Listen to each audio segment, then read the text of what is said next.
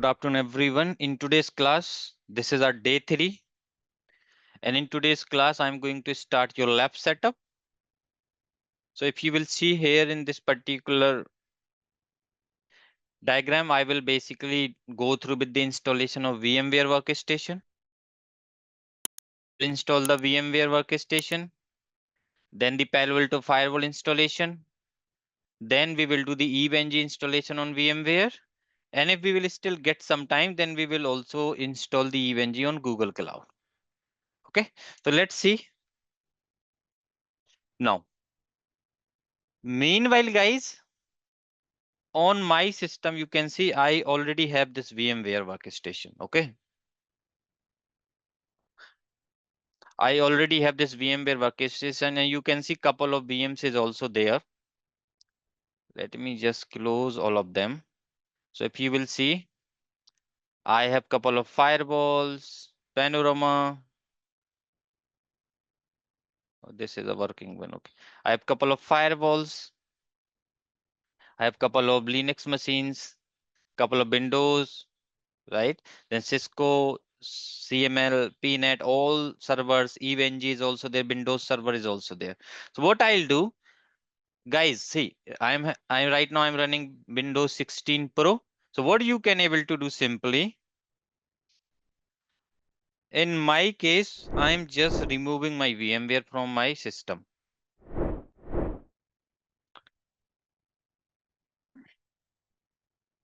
So I'll just right click on VMware Workstation, change.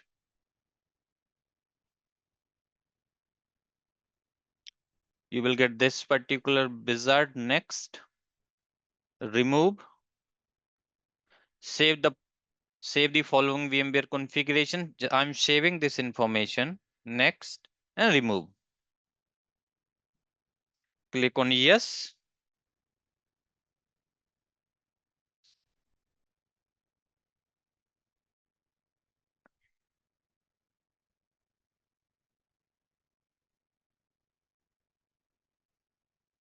Now you can see I'm removing it totally from my system.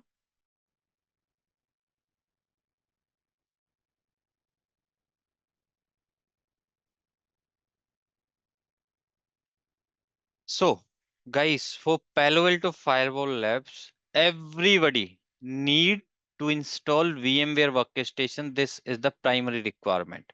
And there is a one more requirement. You should have around 16 GB RAM in your system. You should have 16 GB of RAM in your system.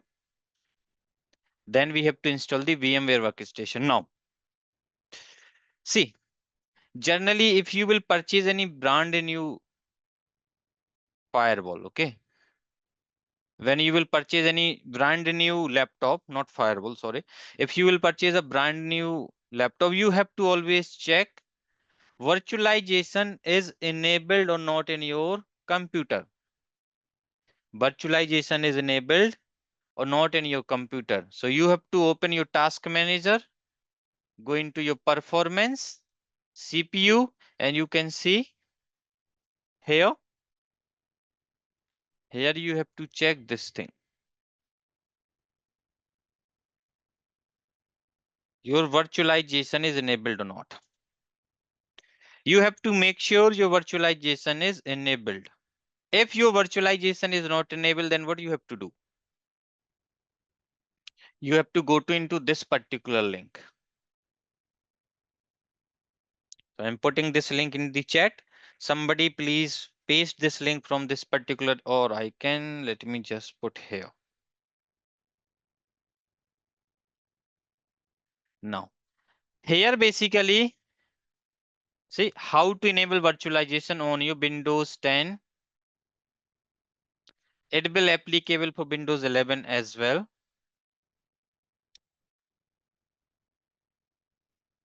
So you can see they will explain all the options. What you have to do simply, let me tell you. See, you have to basically go inside your BIOS settings. In your Windows, you have to go inside the BIOS settings. So like if you have a Acer laptop, Then when you will reboot or restart your laptop, you have to press F2 or either the del button and it will take you to the BIOS. If you have a ASUS laptop, then press F2, it will take you to the BIOS. F2 or del, delete button in Dell, F2 or F12 in HP, escape button or F10 in Lenovo, F2 plus sometime it will work with function plus F2. Lenovo desktop F1, Lenovo ThinkPad, enter with F1. For Samsung F2, Sony F1, F2, F3, Toshiba F2. And right, and all also you can also able to do one thing. You can able to check in the website of that vendor. So let's suppose when you will basically go inside your BIOS settings. So you can see they are running this particular here for ASUS laptop, right? You go into BIOS, system language, CPU configuration, and here you will get virtualization technology, enable virtualization. This is enable virtualization technology. Here you have to enable that particular virtualization. Once you will enable, check in your task manager, it should be enabled. So this is what you have to follow. Means you have to make sure virtualization is enabled in your system. And if virtualization is enabled, then we are good. We are good with the virtualization. Once this virtualization part you will validate, now I am opening one more thing.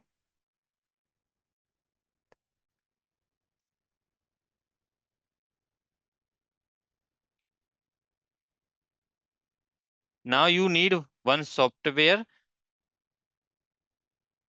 VMware Workstation 17 Pro with license key. This is the license key. You can use VMware 17 or you can use VMware 16.1.2. It is also having the license key. It is also having the license key. Now, I'll recommend use VMware Workstation 17 Pro for the people who is having Windows 11. If you have a Windows 11, you have to make sure you are using VMware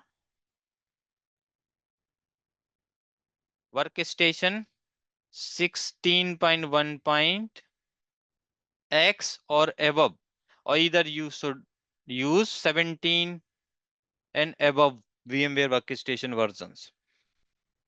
If you will use any VMware like VMware Workstation 12, 13, 14, 15, then this particular setup will not work. If you are still having Windows 10, if you still having Windows 10, then you can basically able to use Windows VMware Workstation 12, 13, 14, 15, 16, 17, whatever. But I highly recommend use 17. Use 17. Now, how you will basically get this particular software? So what I'll do, I'll give you the link of this particular folder. Okay, I will just give you this particular link. So when you will open, you will land always here. In this particular folder, go into this VMware software, and you can see here I have kept VMware Pro 17 and 16 also. Now it's up to you. Either you can download this, either you can download this. And also one more thing, let me just tell you guys. On my lab, even though I want for you guys as well, just use VMware Workstation. Okay, I will not entertain any other hypervisors. If you are good with the other hypervisors, you can use. Okay. You are free to use other hypervisors as well, but I will only provide support in case of issues if you are running VMware Workstation, because I am very much familiar with the VMware Workstation. Now, and also one more thing. See, the people who have a server, in that case, you can run ESXi. You can run the ESXi, and if you will need any type of support on ESXi, just ping me one-to-one. I'll give you the support on that as well. Now you can download this software. Here you can see we have a application exe file and we have a license key. Once you will download this software, you have to make sure you have saved this information properly. And after that, what you can do, you can just right click in this particular and run as administrator. Click on yes. Make sure you are installing this software as a administrator. Click on next. Accept the agreement. Next. See, when you will do the installation, select this option as well. In my case, I am not able to do it because otherwise I have to reboot my system. And I don't want to reboot that system. So I'll just go with as it is. I'll deselect this option, check for products updates on a startup. I don't want to join any type of program. Next. Create a desktop icon and create one icon at the start menu. Next. Install. Very simple.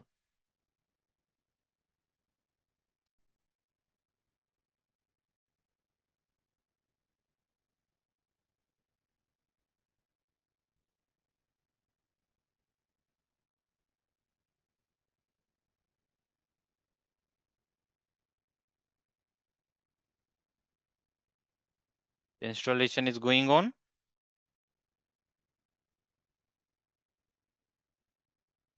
Let me close this task manager.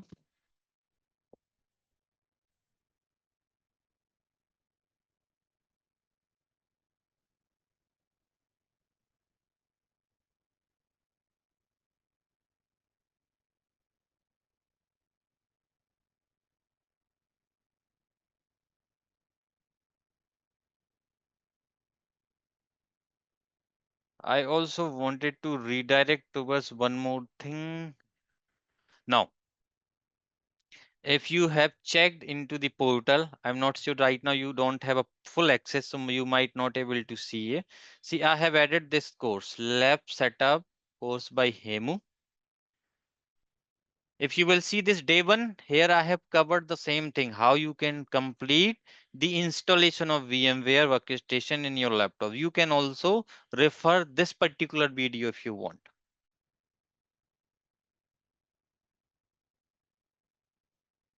Select license.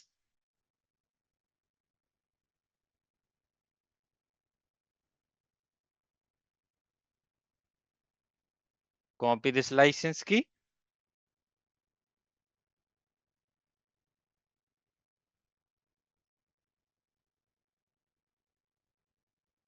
Enter. Finish. And we have completed the VMware Workstation installation part. Now, I'll just open this VMware workstation here. And what I'll do, I'll just right click and I just run as an administrator. And now you can see in my case, it has fetched all my old VMs. So, if you are having like VMware 16, 15, 12, and you have some VMs over there, you can simply uninstall that particular VMware workstation and it will refetch all your existing VMs, whatever available in your system from previously. It will basically get all those particular VMs automatically. So you don't need to upgrade, nothing like that. Just simply Uninstall and install the new version. Now the most important parts come in a picture. Let me go into edit virtual network editors, and guys, somehow it has picked up all my network adapters. So what I have to do, I will remove all of them.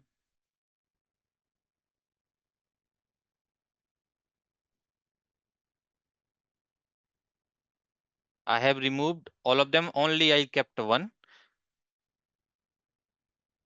because generally nowadays 16 or 17 when you will do, it used to pick those your network adapters as well. That is the reason I have removed all of them. Now the second part is started. See, once you will complete your VMware Workstation installation, now the second part is all about the network, because we have to create a lab like this, right? We will install Palo Alto Firewall. Now on this Palo Alto Firewall, we need a management interface, Ethernet, outside interface, inside interface, DMZ interface, guest interface, IPsec interface, right? Multiple interfaces we needed. Then we need to create multiple NIC cards. VMnet 0, 1, 2, 3, 4, 5, 8, 6, 7, 9, like that. Multiple NIC cards is required. So the second part, after installation of VMware Workstation, we will create the NIC card, and how we can do that, let's try to understand. And in this particular second video, all about creating the NIC card. Same you will get in YouTube as well. How we can create a NIC card and all. Okay. So if you want to watch from the YouTube, you can able to watch it from here YouTube as well. Both option is available. And those video, that video also you can able to refer, which basically I'm recording right now. So I'm just creating. You have to go to into edit. Let me just again let me open edit virtual network editor. Click on OK.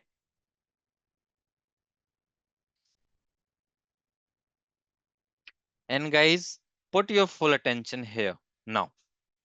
See, sometime what used to happen now, it totally depends on the hardware to hardware and person to person. Sometime when you will basically install this VMware Workstation, here you will get 3 NIC cards.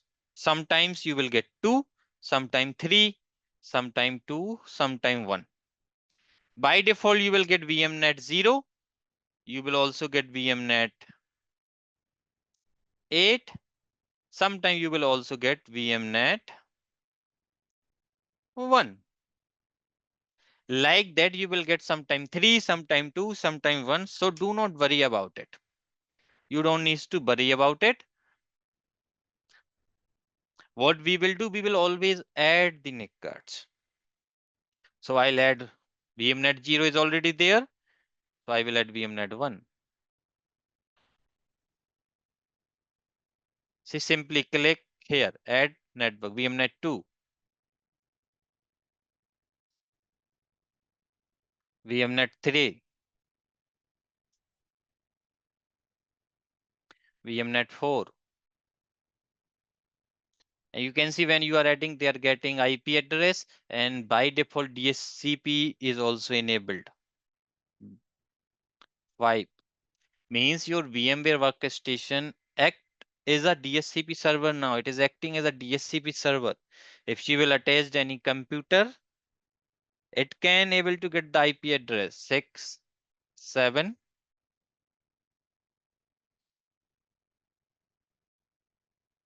8,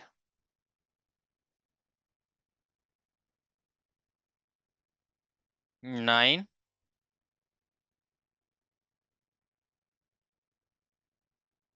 I will add here 10 NIC cards. I'm adding here 10 NIC card, but for you, at least add till VMnet 8.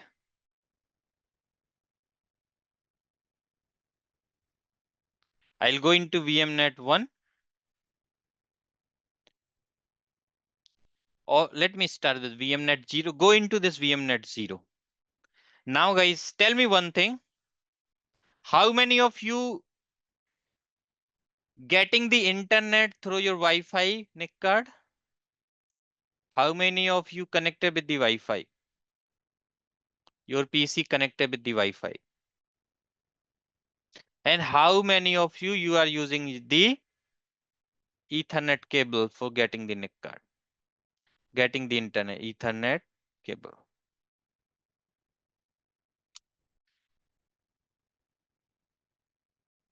So mostly, I think everybody, you guys are just connected with the Wi-Fi, which means what you have to do now, you can simply go here and type ncpa.cpl. Right now you can see I only have two adapters. This is my Ethernet adapter.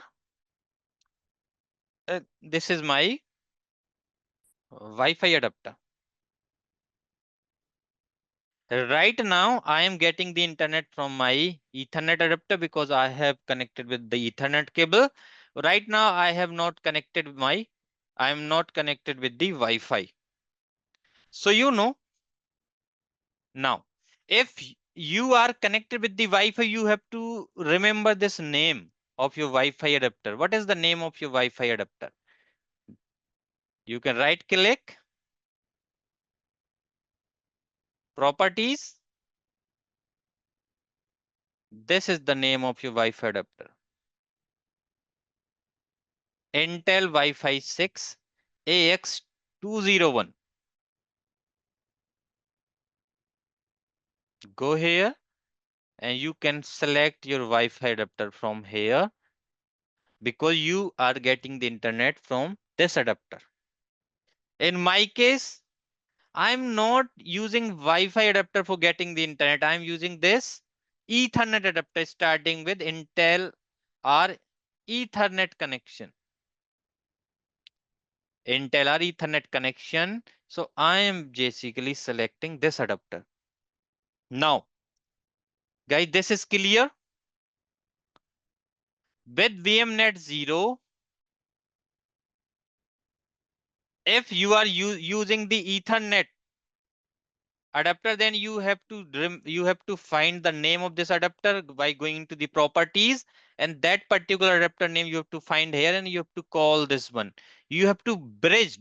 We are just bridging that connection, means whatever connection of our VMs. Now I will basically connect with this VMnet 0, which means I have done the connectivity with my home router, with my home Wi-Fi.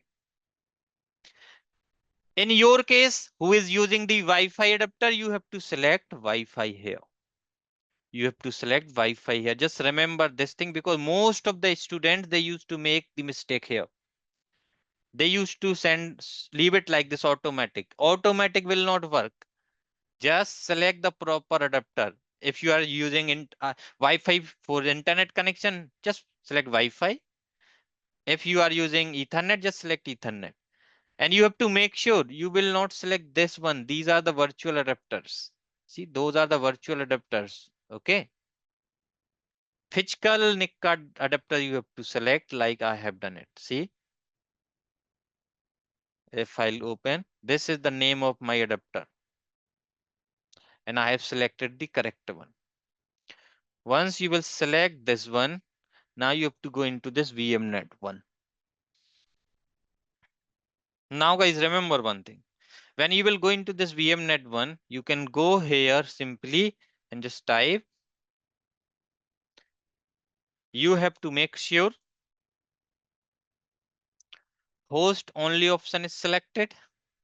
You have to make sure this connect a host virtual adapter to this neck. This option is selected, and you have to make sure DSCP option is selected. You have to make sure these three option is selected. By default they are, but if not, then you have to do it. And here you can just put the subnet, which is 10.70.1, or let me just go with this 10.1.1.0 255.255.255.0 10.1.1.0 255.255.255.0. I don't want to change anything. I thought of going bit differently, but I'll go with my old technique only. 10.1.1.0. Go into this VMnet 2. We have a default option is selected 10.2.2.0, or in VMnet 3 10.3.3.0.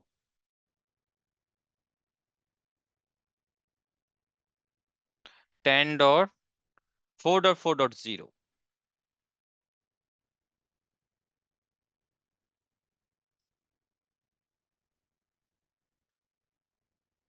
10.5.5.0. Oh guys, let me just change the strategy a bit here. Okay. Let me just change the strategy here. I'll go with 10.70, 10.71.0, 255.255.255.0,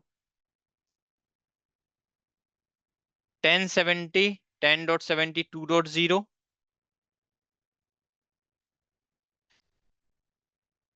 1073.0, 1074.0, 1075.0. Now this is my outside connection. Inside, outside, inside DMZ. 1, 2, 3, 4, 5,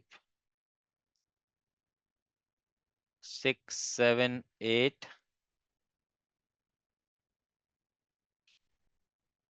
Because I don't want to break one of my panorama lab. So that is the reason I'm going with this little bit old technique.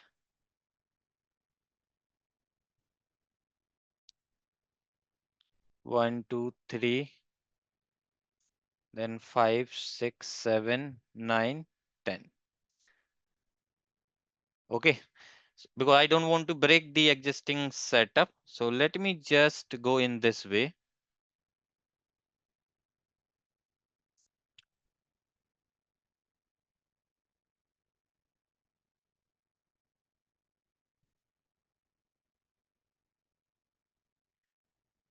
Ten 70, 1.1.1.0,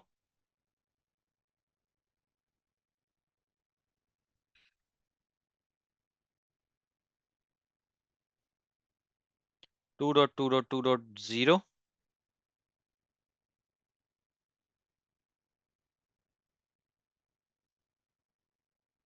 3.3.3.0.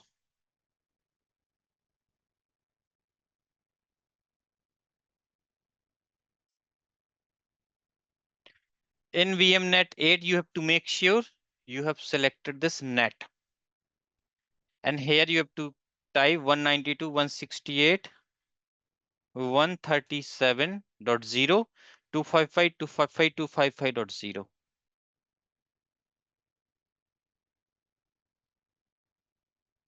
1.1.0, 2.330, then 4.4.4.0. And here I can just configure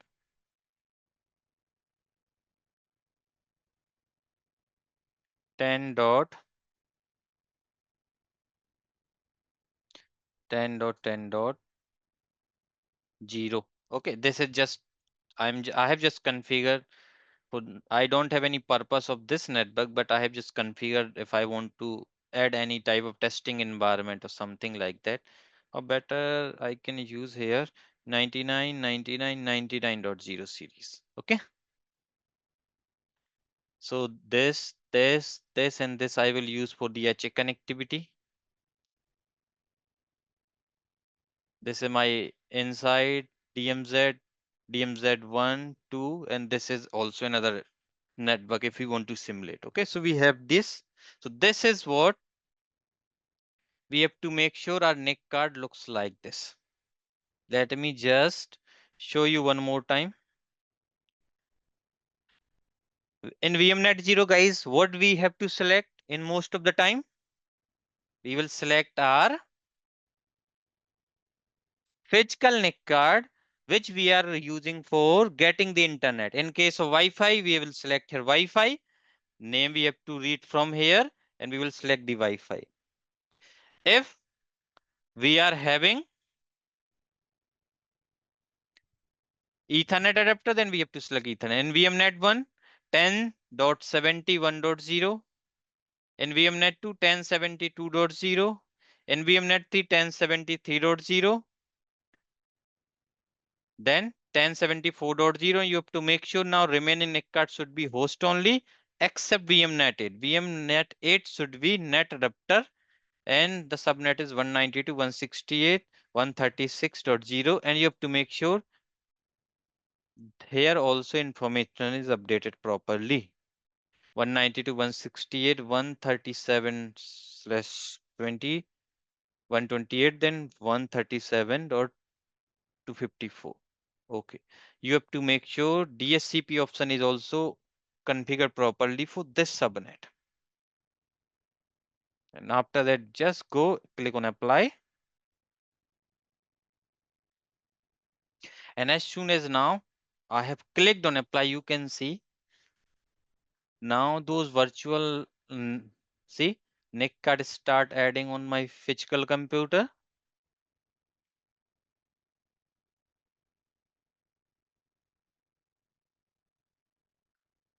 All the NIC cards you will able to see in my physical computer will added automatically or created automatically.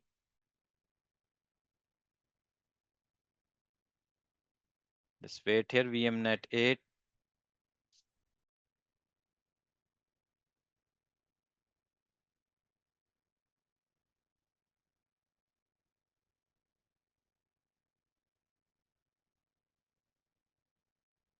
Click on OK.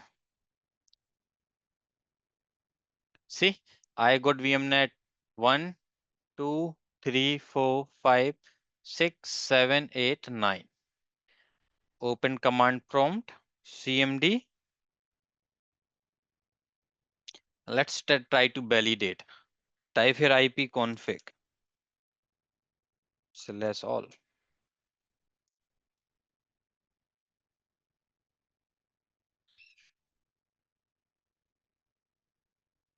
So you can see this is my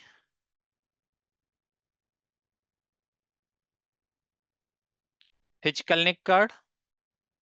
This is the name of my physical NIC card. This is the IP address of my physical NIC card. Apart from this physical NIC card, you can see now here, I got this VMnet 1. VMnet 1 get the IP address on 10.70.1.1, which means we will get here correct IP address because VMnet 1 we have configured this subnet. Yes or no? This was a subnet we have configured. And VMnet 2, 10.72.0/24. Here also we got the correct one. 10.73.1. Like that, just validate. 10.74.4.1. Then here we are getting 1.1.1.1, 2.2.2.1, 3.3.1, and now we have a 192.168.137.1. This is my VMnet 8. And VMnet 8 type of this adapter is net, right? Which means we can use this adapter if we want to perform some type of netting. Then VM9, VM net 9, 4.4.4.1. Then we have VMnet 10, which is 99.99.99.1. Means I have the IP address on all my newly created NIC cards. Created.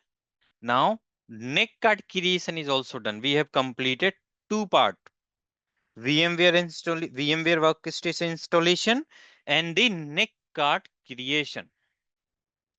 Now guys, main thing come in a picture, which is Palo Alto Firewall installation. So if you remember from here, in our lab setup, one part is completed.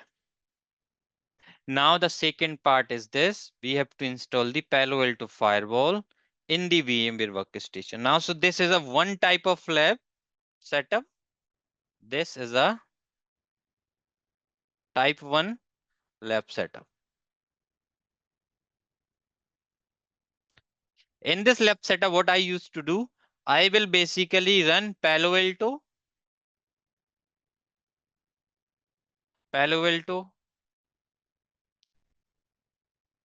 Linux server and Windows machine. I will run all those three items over the VMware Workstation.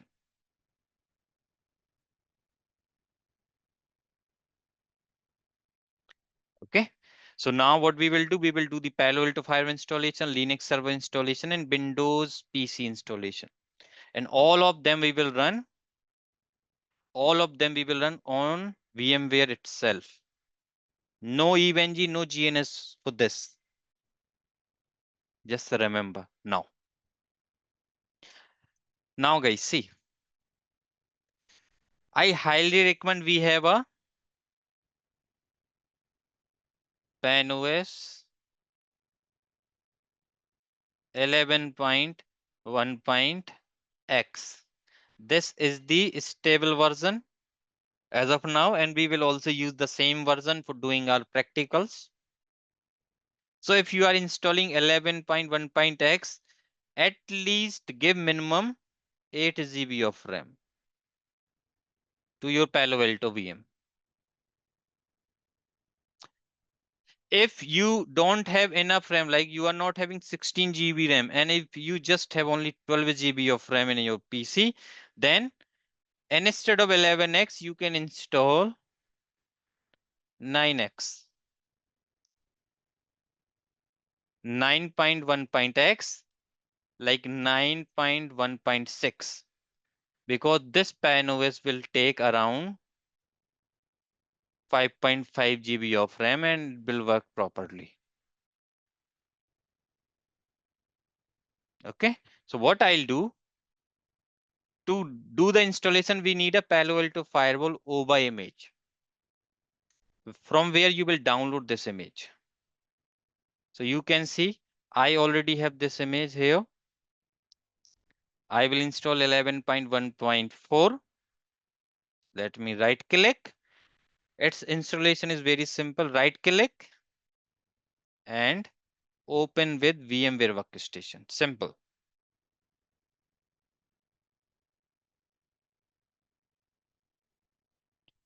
Name for the new virtual machine. Give the name to this virtual machine. Like I will give Palo Alto 11.1.4 Firewall 01. And guys, now here you can see by default, this particular, when you will install this VM, it used to get space into your documents virtual machine here. This is the place by default it get installed. But in my case, you can see I don't have much space on my C drive. I will use my SSD to, because here I have created this virtual machine folder, and this is the place where I am running almost all my VMs. So what I'll do, I'll go here and I will just browse, and I'll go into my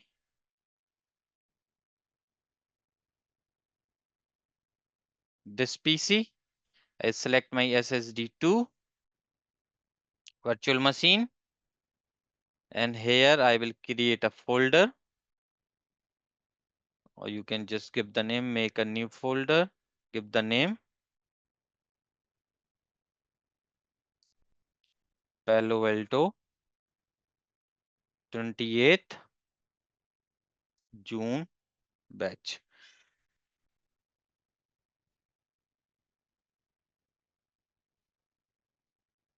Select this folder, click on OK, click on import. Now, how you will basically download this image, let's try to discuss that as well. I'm not sure why it is okay. It will come like this. Okay, now it will import automatically. Everything will happen. Okay, so you have to go to into the same folder. You can come back to Palo Alto softwares.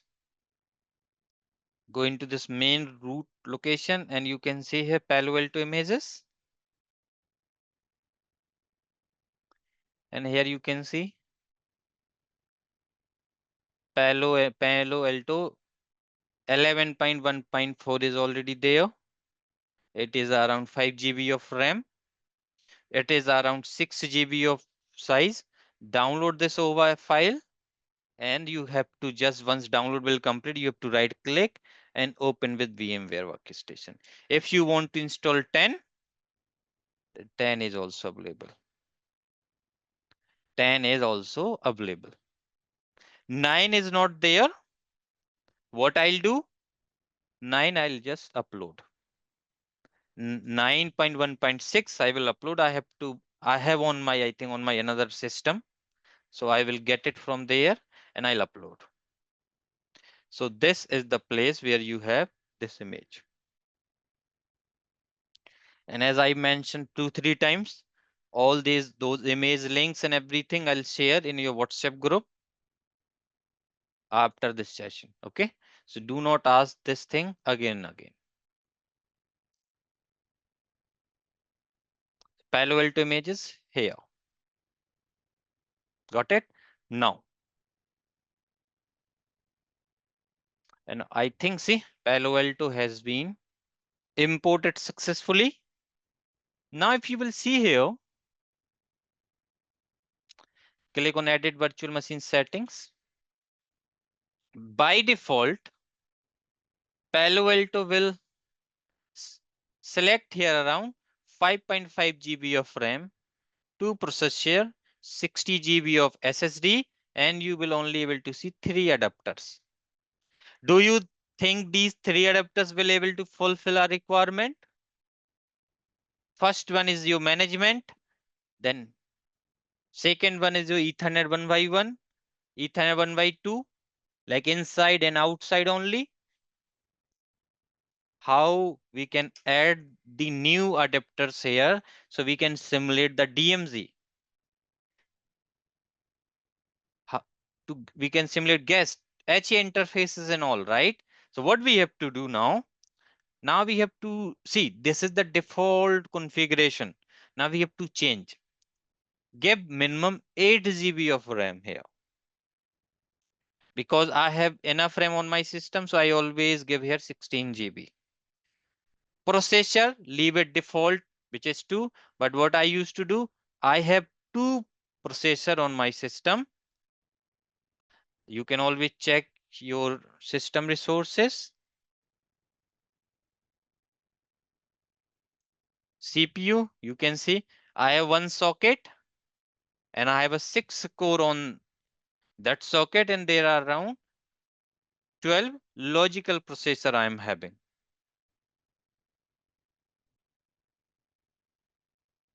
So let me click on edit again. 16 GB of RAM, 4 processor. This I will leave as it is. Now I will add couple of NIC card. Click on add network adapter, add network adapter, select network adapter, add, select network adapter, add, select network adapter and add. Now how many we have added? 1, 2, 3, 4, 5, 6, 7, 8. Add one more. So total 9 we have added here.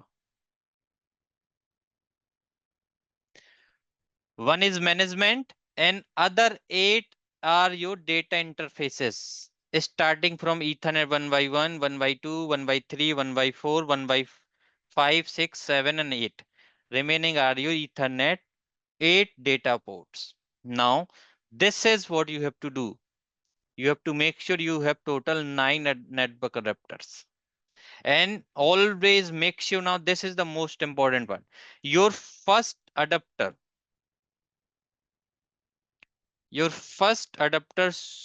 should be in the bridge, and all your second adapter is also in bridge.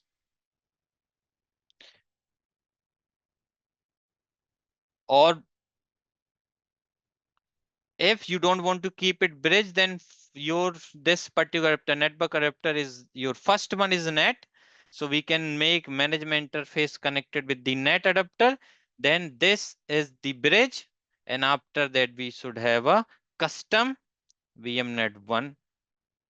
Then custom VMnet 2.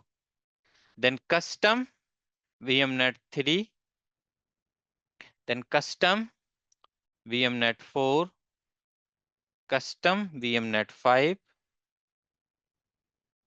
Custom VMnet 6.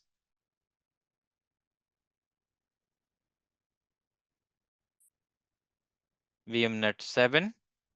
Calculate 1, 2, 3, 4, 5, 6, 7, 8, right? We have 8 adapters here now. One more thing, guys. I think I will not able to do anything now. Click on OK. Let me check the settings on my existing box.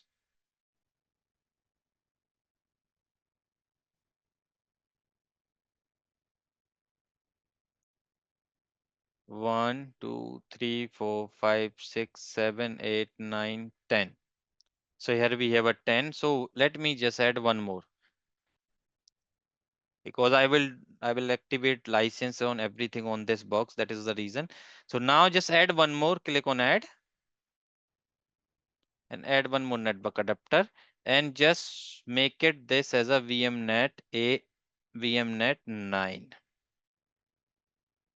So like last 4 interfaces. And also guys, when you will save, you can see order has been changed. So you have to reorder again. VMnet 1, then a VMnet 2, then 3, then 4, then 5, then 6, 7, 9. When now you can click on save, click on edit settings again, and you have to make sure they are in the proper order. Yes or no? They are in the proper order. First one is net, second one is bridge, then 1, 2, 3, 4, 5, 6, 7, 9. You have to make sure you have a like that only. You have to make sure you have like that only.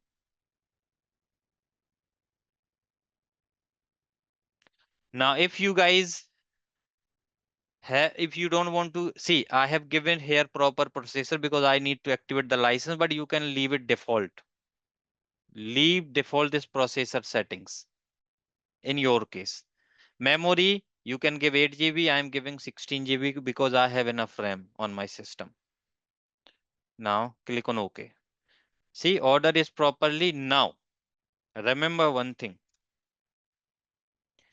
If After doing this, if you will click on power on this machine, your firewall just keeps rebooting.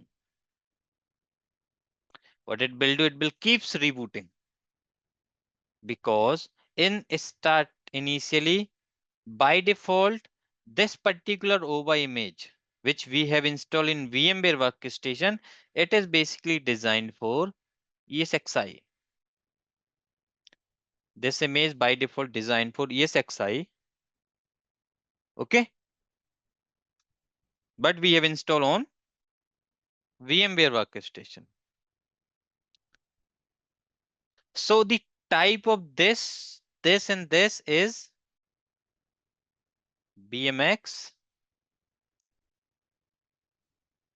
Net 3. And type of remaining adapters is E1000. So there is a mismatch. Now what we have to do, type of remaining adapters also we have to replace E1000 with BMX Net 3. We have to make these newly added adapter also as BMX Net 3. So how we can do that? Otherwise your device will keeps rebooting. To avoid this, what you can do, this is the folder right where I have installed this particular Palo Alto Firewall. You can able to see this folder here. Click on edit virtual machine setting, go into options, and this is the place where we have basically, this is the location. So you can go into that same location. It's the same location. Go here, and now here you have to basically open file, which is this one, VMware Virtual Machine Configuration. What is the file name? File name is VMware Virtual Machine Configuration. It's a 5 KB of 5 KB of file, sometime 4 KB, but this is the file which you have to open. You can click on, right click and add it with Notepad++. Now you have to go a little bit down, and you can see here this line. Highlight this virtual deb. Ethernet 0.virtual deb equals to BMXnet 3. Just copy this BMXnet 3. Highlight again this virtual deb. So you can see virtual deb equals to BMXnet 3 is correct for Ethernet 0, which is your VMnet Ethernet 0, Ethernet 1, and Ethernet 2, which means for initial first this and this type is BMXnet 3, but for remaining E1000, E1000, E1000, E1000. What we have to do, we have to change this E1000.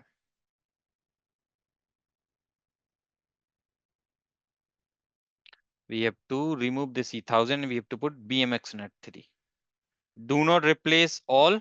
You have to make sure you are replacing this virtual deb equals to, if you will see E1000, then just replace with BMXnet 3. Okay, do not replace anywhere else. Just remember.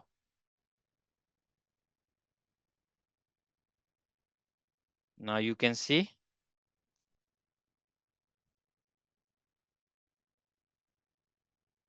we have a BMXnet 3 here also, here also, here also, here also, here also, here also, and obviously those three is already having.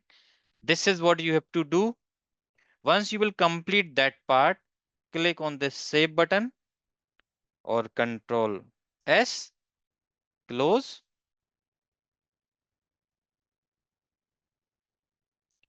Right click again, just validate the information again.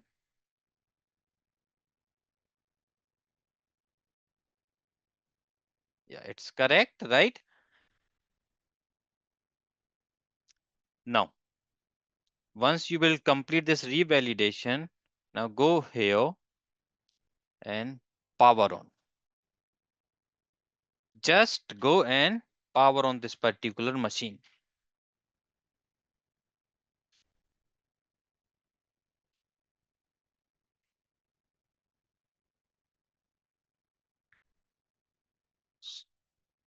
Now you can see this machine is turning on.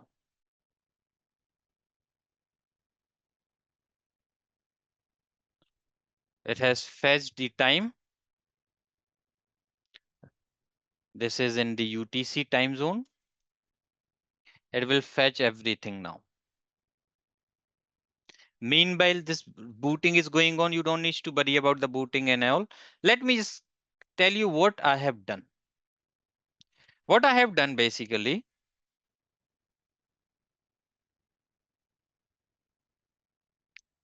I have my PC.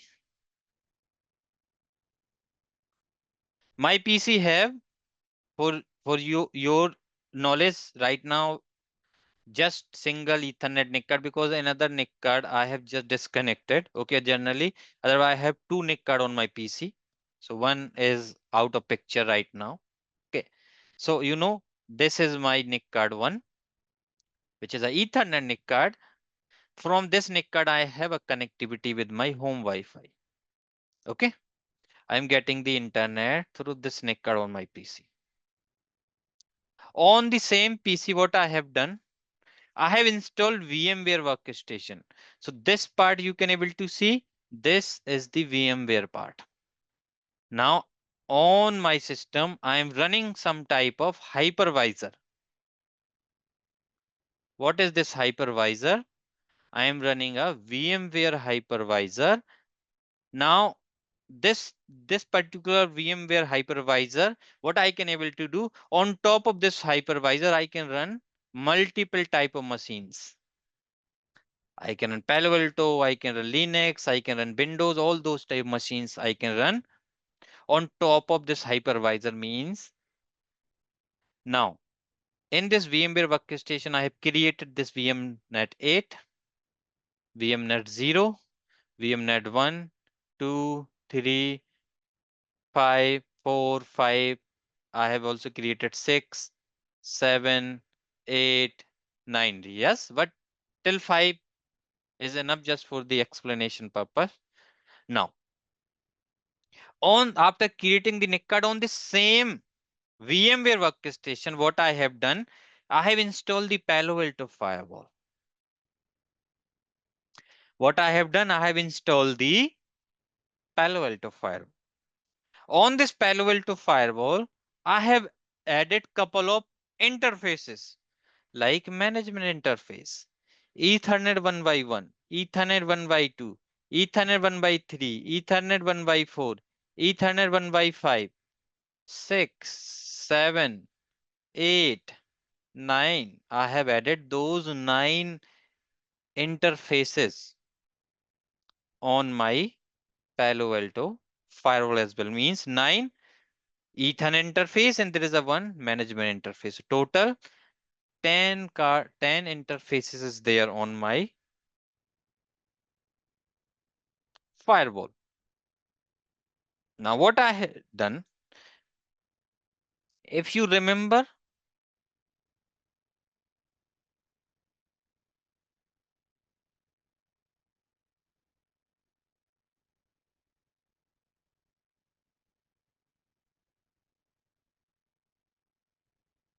let me delete this and also let me delete this.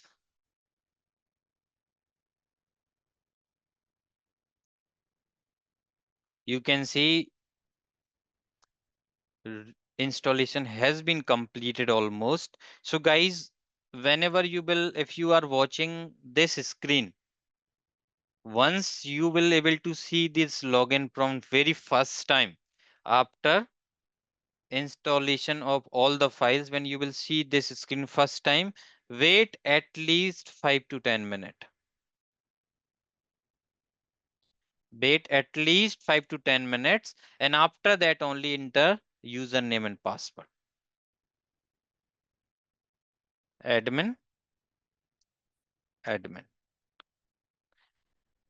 See, if your Palo Alto firewall has rebooted successfully and started all the daemons, all the processes in a backend, then when you will enter username admin and password is also admin, it will ask enter the old password. Old password is also admin.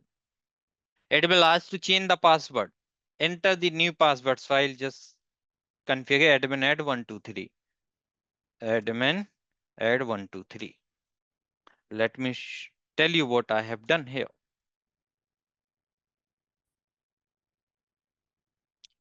When it has asked VM login, I have entered here admin.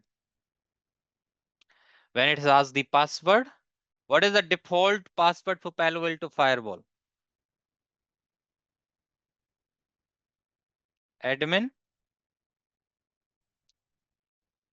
What is the old password?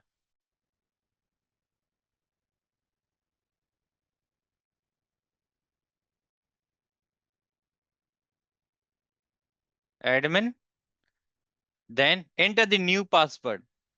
Here I always uses this admin at 123 because this is my lab environment. So I always configure this. You can also try this Palo Alto 123. This password also it will take. Only you have to follow some password complexity, like it should have uppercase letter, lowercase letter, and numbers, and also the special characters. And the password should be 8-character long. Okay. Confirm the password. So I have entered the same. And my password successfully changed. Now guys, tell me one thing. Who has some knowledge of Palo Alto? Is my password change? I need to do something else.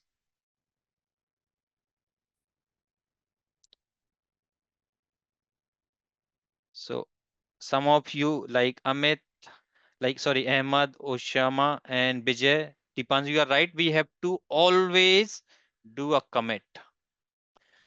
In Palo Alto Firewall, when you will make any type of changes, you have to run the commit command. It's not like Cisco devices. In Cisco devices, when we used to make any changes, they will affect your running configuration right away. But in Palo Alto, things will be different. When you will make any changes, it will go into the candidate config file. I'll tell you what is running config file, candidate config file. Don't worry. Now we have successfully changed the password and we have successfully logged in. Once you will logged in successfully, now what do you have to do? You have to type here set CLI config output format set. Why I am running this command, you will understand the logic. Now, whenever I will try to see any configuration, I will get into the set format. There are the proper format. Okay. So don't worry if you will not run this command, that is also totally fine. You can just run one command, which is configure, and just go into the configuration mode. Now, guys, when you will have a new box, what is the first thing we used to do? Set. We used to configure the host name, right? So the command to configure the host name is set device config system host name Palo Alto Firewall 01. I will add 20th June as well. So I can able to identify this firewall I have installed for 20th June.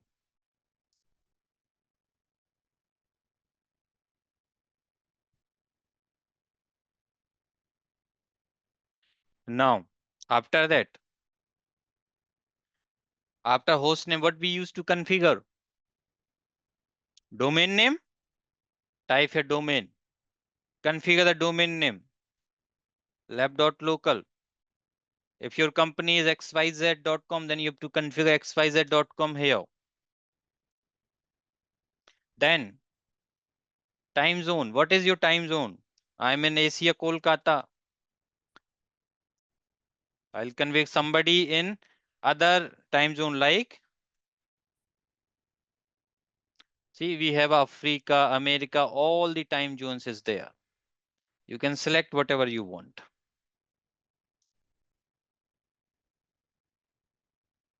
Apart from the C, we can able to configure multiple things. After time zone, guys, what we use, we can able to configure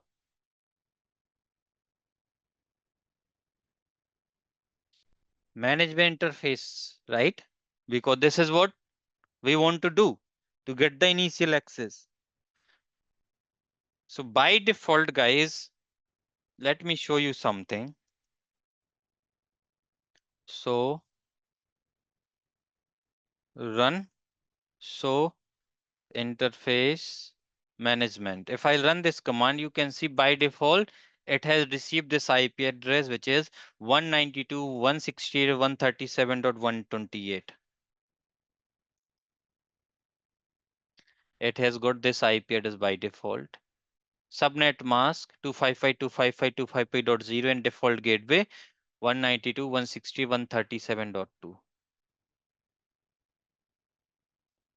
Why it is getting this IP address? So by default, guys, in your Palo Alto VMs, in Palo Alto VMs, by default, when you will install in those VMs, DSCP client option is configured.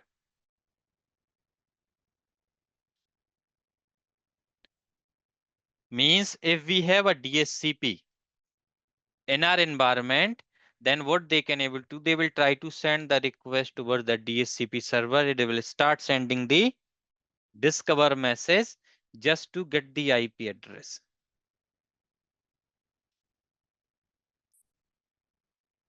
Just to get the IP address. Okay. Now, tell me one thing, guys. Is our VMware Workstation acting as a DSCP server or not?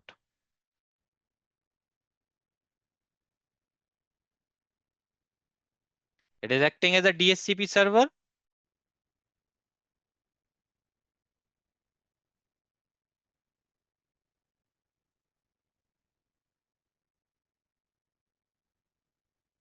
Okay. So generally this DSCP client option is enabled by default. And I guess they have enabled this option from PanOS 9.1.x onwards. Exact version, I'm not sure. So what we have to do, we have to first run this command set device config type, sorry, device config system type static. I want to configure static IP address, then set device config system IP hyphen address. What is the IP address? 192.168.137.21. Net mask 255.255.255.0 and the default gateway 192.168.137.2. Enter. See, here if you will see IP address, net mask and default gateway, I have configured all three just in one command.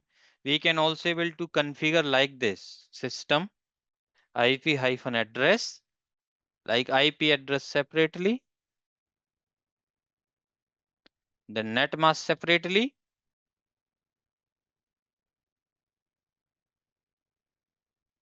and default gateway separately. It will accept.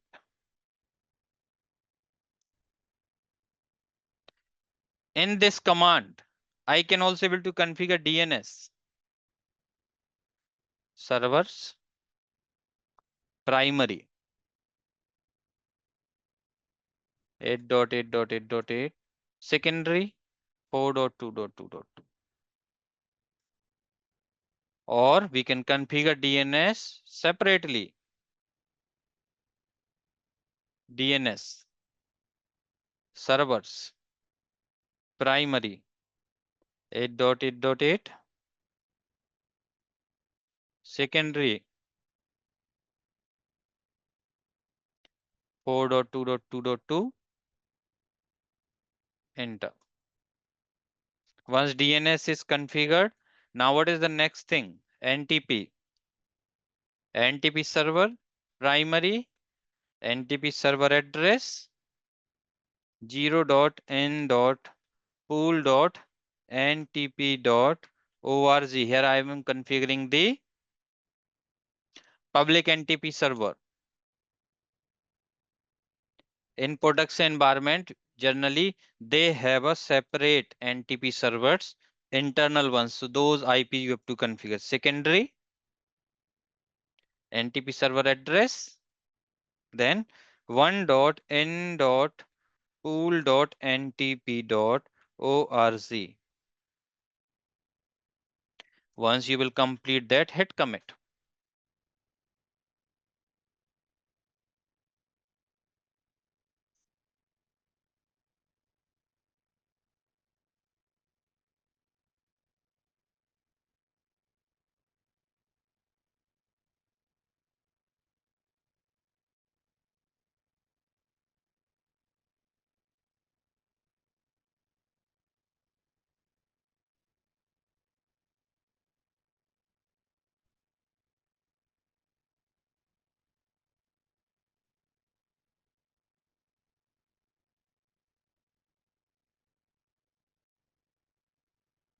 So now IP address is configured, host name is configured, domain name is configured. We can also able to make a hell lot of configuration other as well. We will do it some via CLI, some via GUI.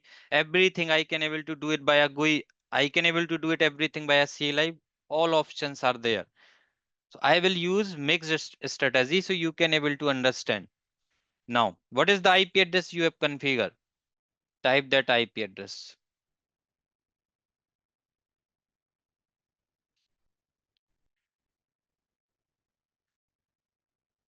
And just take the access. Guys, tell me one thing. By default,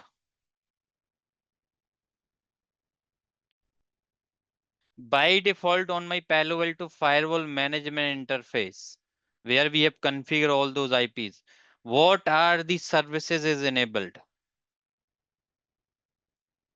What are the default services which are enabled on my management interface? In last session, I have discussed ping, SHS, and HTTPS. HTTPS is happening. One service is verified. Let's verify second one. CMD, ping, 192.168.137.21. Ping is also working. Second is also verified. Let me open my mobile extreme and let me take the SHS connection 192.168.137.21. Admin.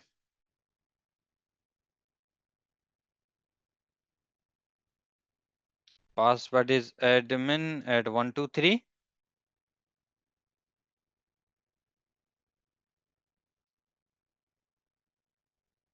You can see SHS also I can able to do.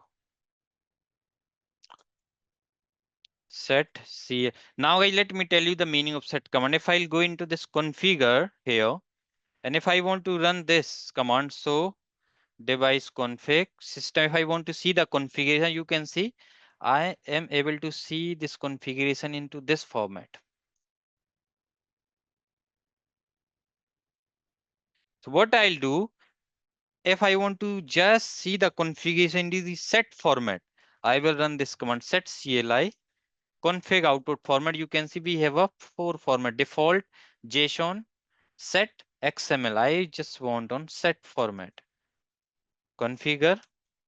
And this particular command, guys, this command we have to always run into this particular mode. This is a operational mode. So in Palo Alto, we have a two type of modes in CLI. When you have this icon, which means you are into the operational mode.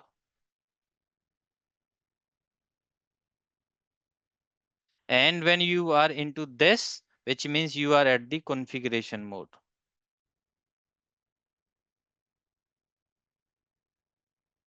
Now, whatever operational commands, if you want to run, see all operational command you can able to run into this operational mode. And if the same command you want to also run into the configuration mode, then you have to add a keyword run in front of them. Let me just also show you this part.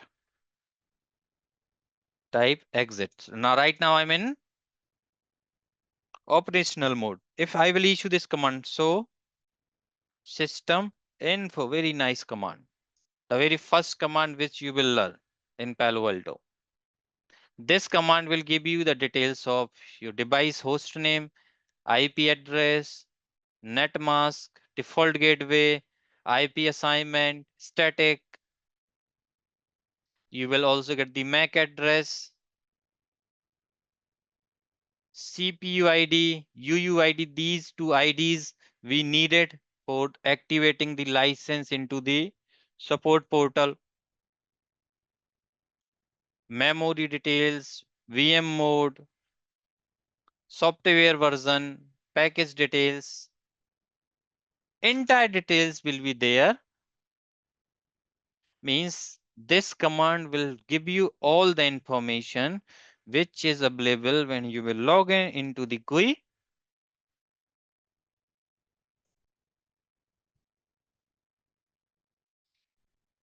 Let me log in into the GUI. When you will log in into the GUI, whatever information you will able to see into this place. It's the same information you can able to see using that command. So system info. There one more command. So interface management. Second command. This command will tell you the management interface details.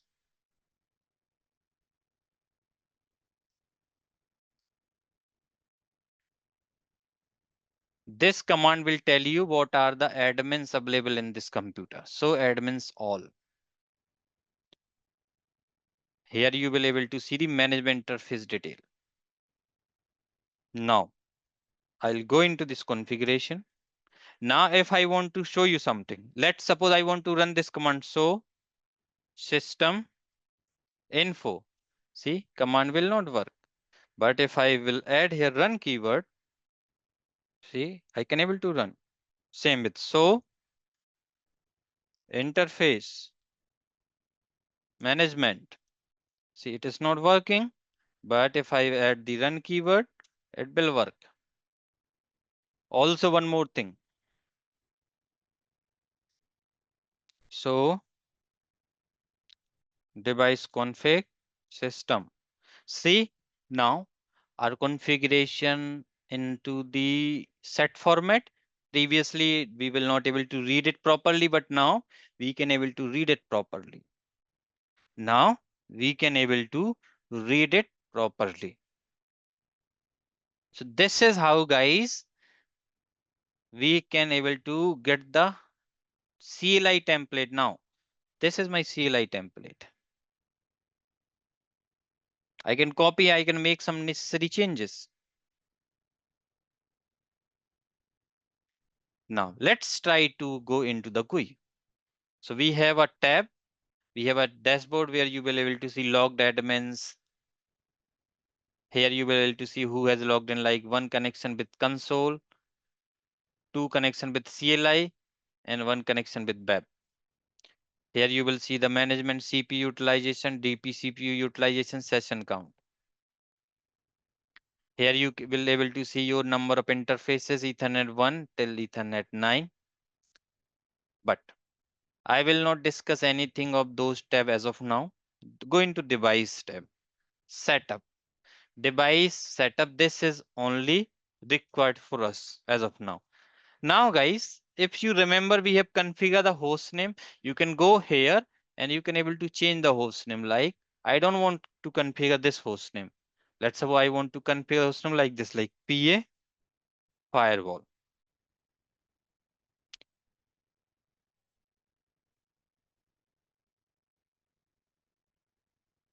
June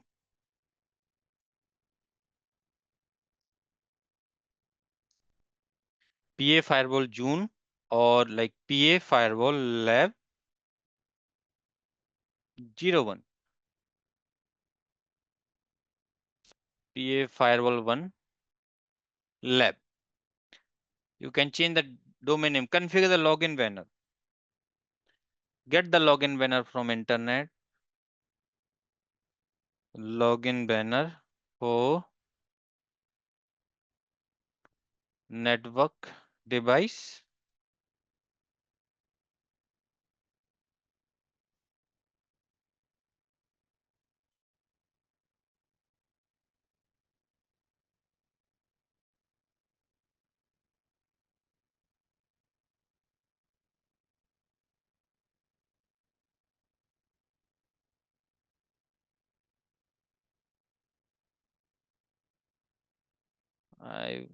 This is a too big actually. I want something small. We don't have any format here as well. Let me go back. Login banner format. Login banner generator, not generator.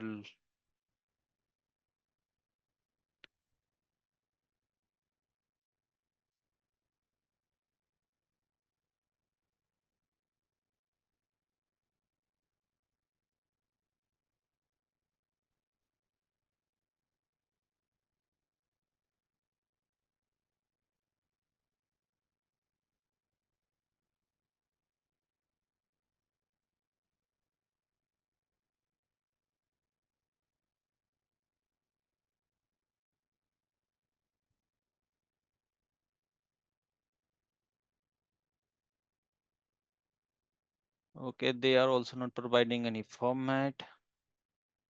Nothing is there. No. Okay, not an issue. I'll use this one then. This computer is a property of. Let me just add here properly. Organization name, which is sianets.com. It is for authorized use only. All user acknowledge for this. The organization name, sianets.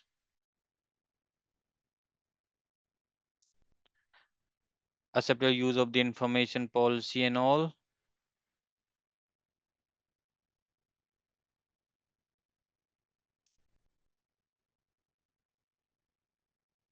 Then we have this again, organization name.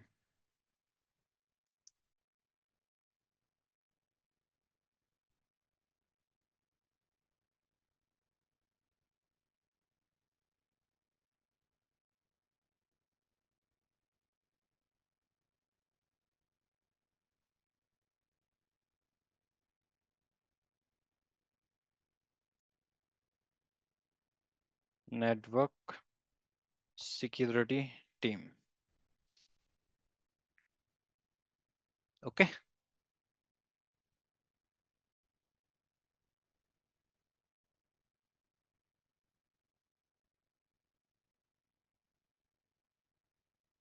Copy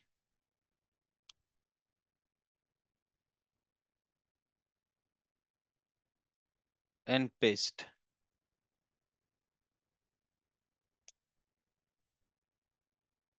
Okay. SSL TLS profile is none. Time zone we have already configured, but you can drop down and you can select whatever.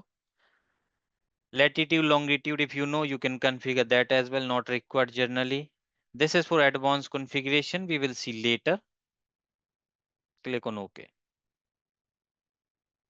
In services tab, you have to make sure your DNS is configured properly. If you have a proxy, Then you have to make sure your proxy is configured here and your NTP is configured here. Then interface, you have to make sure your interface is configured with a static IP and some IP address. By default, HTTPS, SSL, and ping is enabled.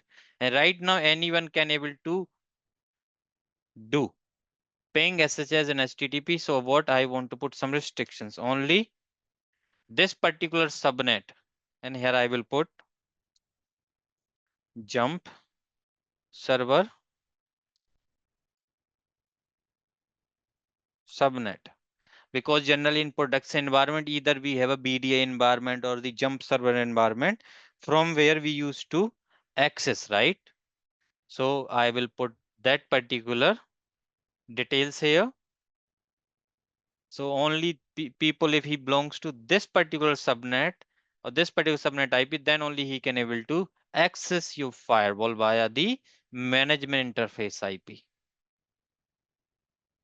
Click on OK. By default, there is only one admin account and there is an open config. This is for the plugins and all, or the Azure environment and all. So we will not worry about this. Administrator, let me add one more account. Admin 01. Admin add 123. Admin add 123. So per user I will make initially. Click on OK. And you can also able to do the commit from here. Go and just do the commit.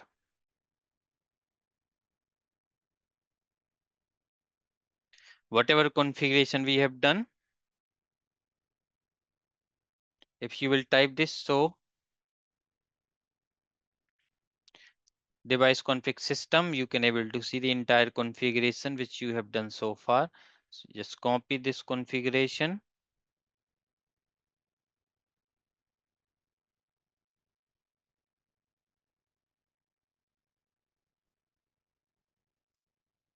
This is our CLI template. Let me put the commands in the appropriate order. And guys, see, these type of template you have to make your habit now. How you can basically create those type of those type of configuration templates. Like this is for management settings.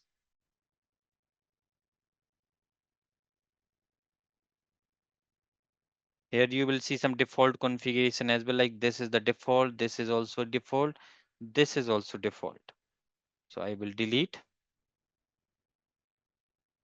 Type static, IP address, subnet mask, default gateway. This is for DNS settings. Then we have a NTP settings. Telemetry is also I can remove. Then we have a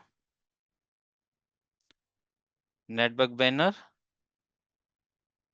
Now this is for permitted IPs. And if you will type so,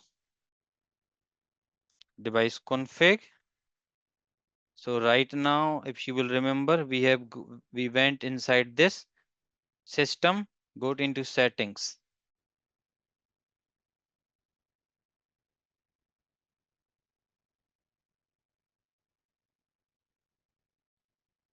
This is something advanced. MGT config users. This is for administrator. So we have added this admin account, right?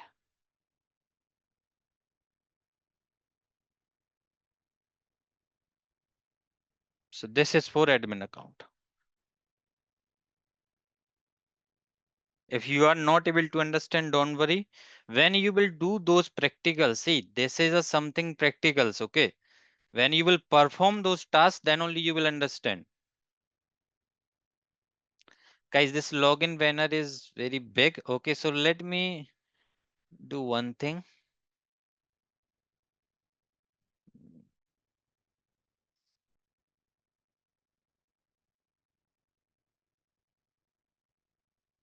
Control X.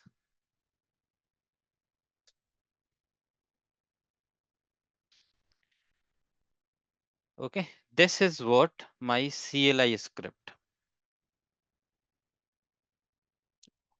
Whatever configuration I have done so far.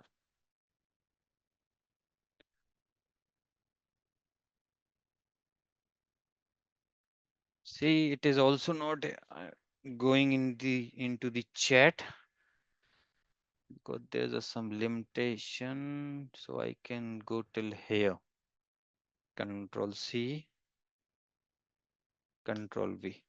Okay, so those are the CLI command.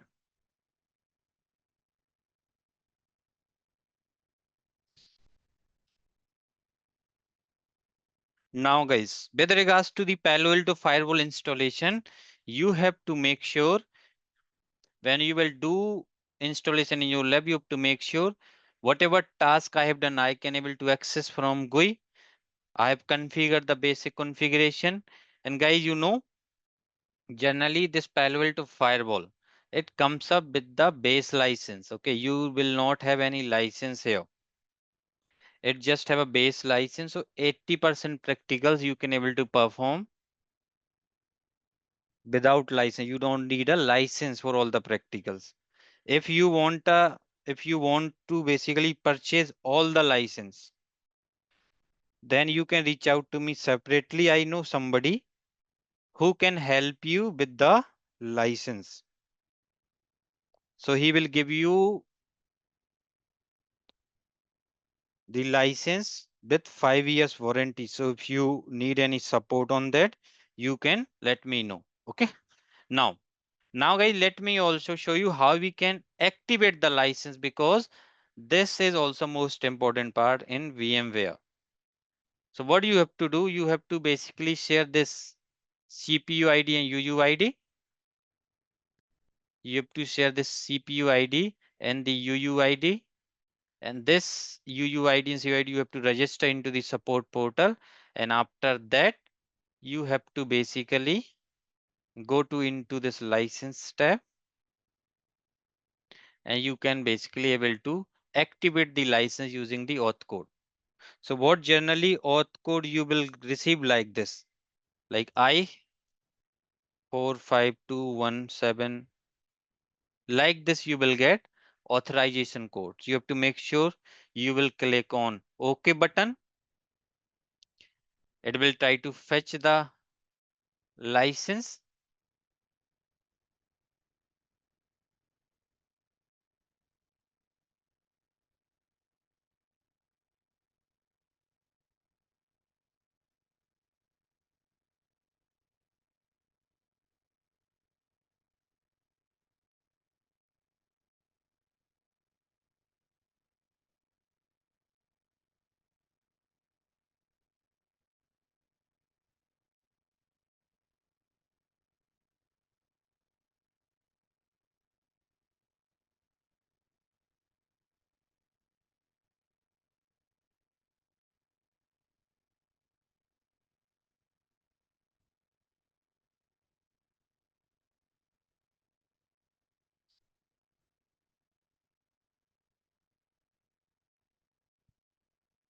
Guys, just make sure when you will try to fetch the license, you should have a connectivity till google.com.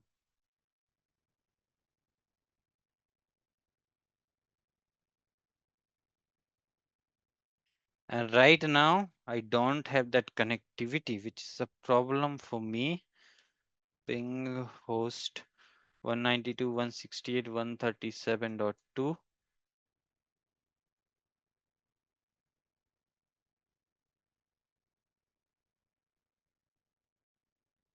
This also I cannot able to ping.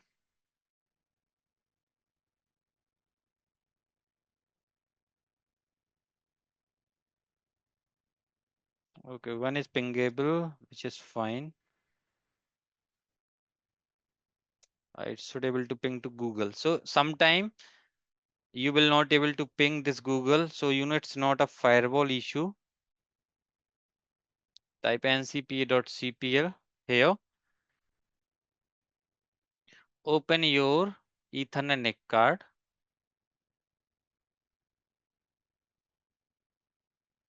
Go into properties, sharing, and you can select it should able to share the internet with this VMnet 8 adapter.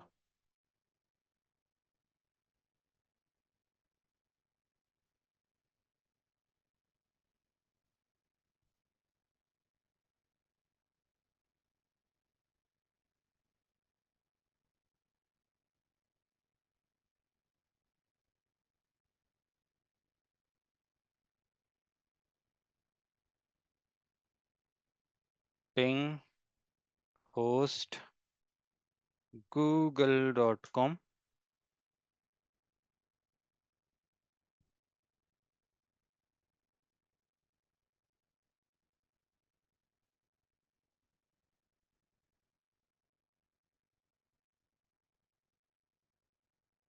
Destination host unreachable.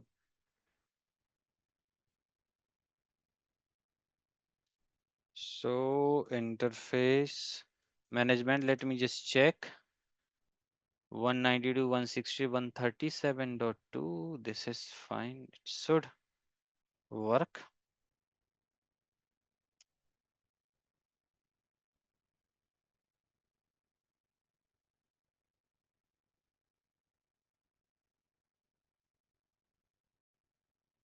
So mostly this is a problem with your VMware only, not with your firewall.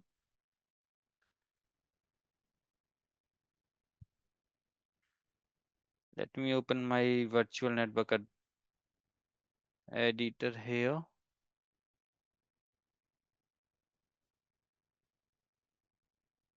Change settings.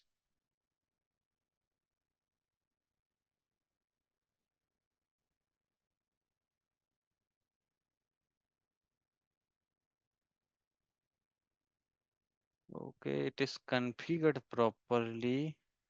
192.168.137.2.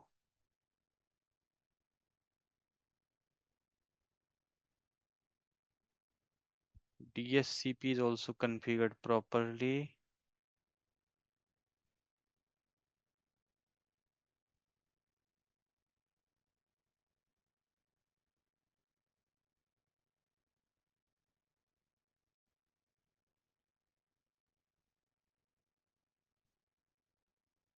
Then it should able to ping to this.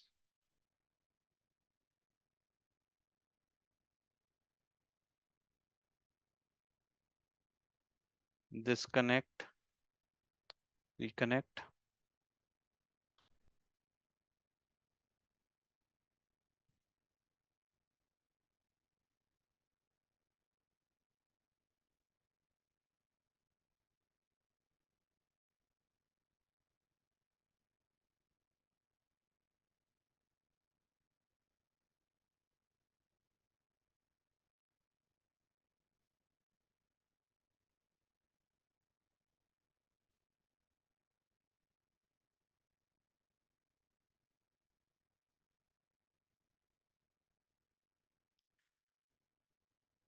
With one also it is creating challenge. Let me go into this VMnet 8.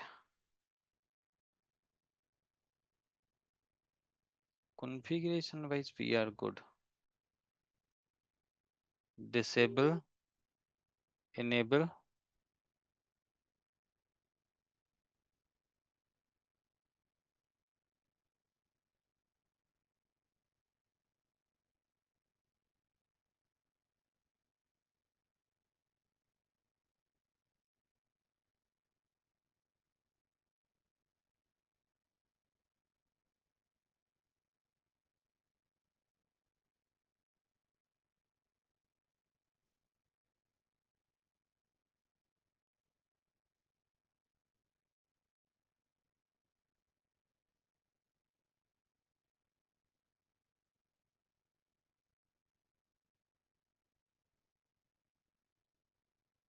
One minute, let me just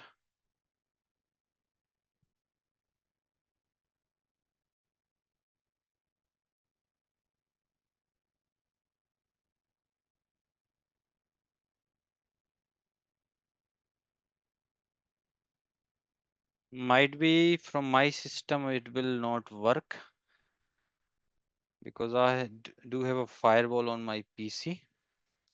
Ping to 192.168.137.21 minus T.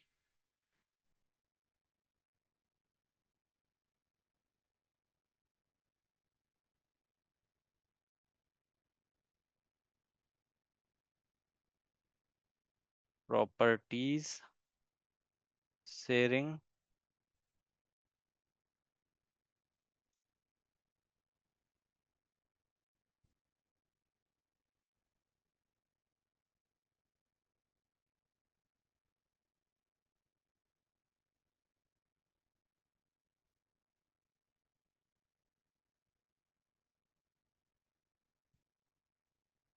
Disable one more time.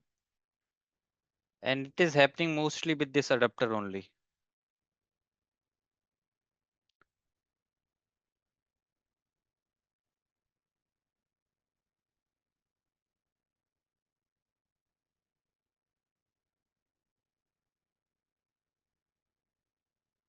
One ninety two 192.168.137.1. We are getting this IP. That is fine. And we are also getting the default gateway, which is 2. This is also fine.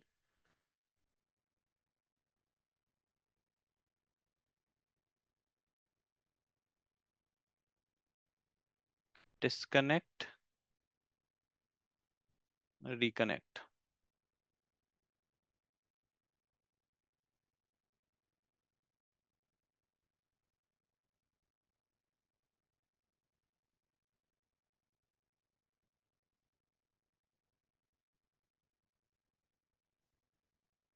Okay, no, I have to just restart this VM might be.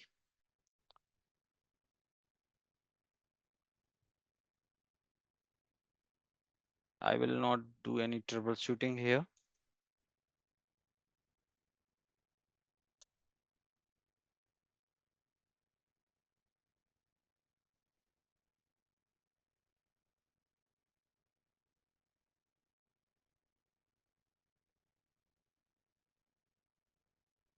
Okay, so let me just restart this machine right away.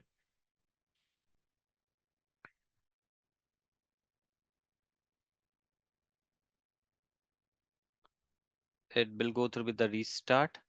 Meanwhile,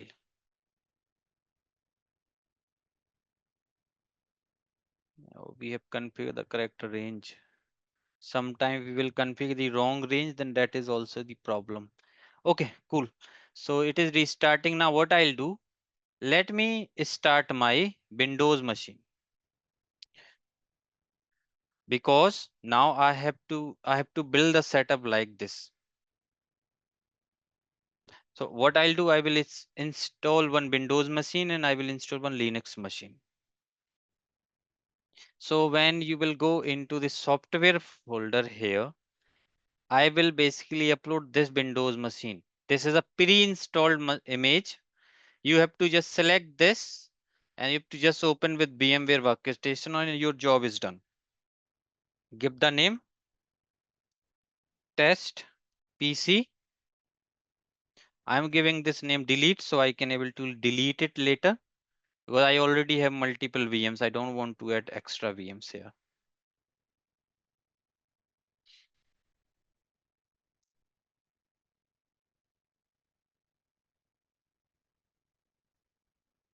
So this import is going on for this test PC delete, which is a Windows XP machine.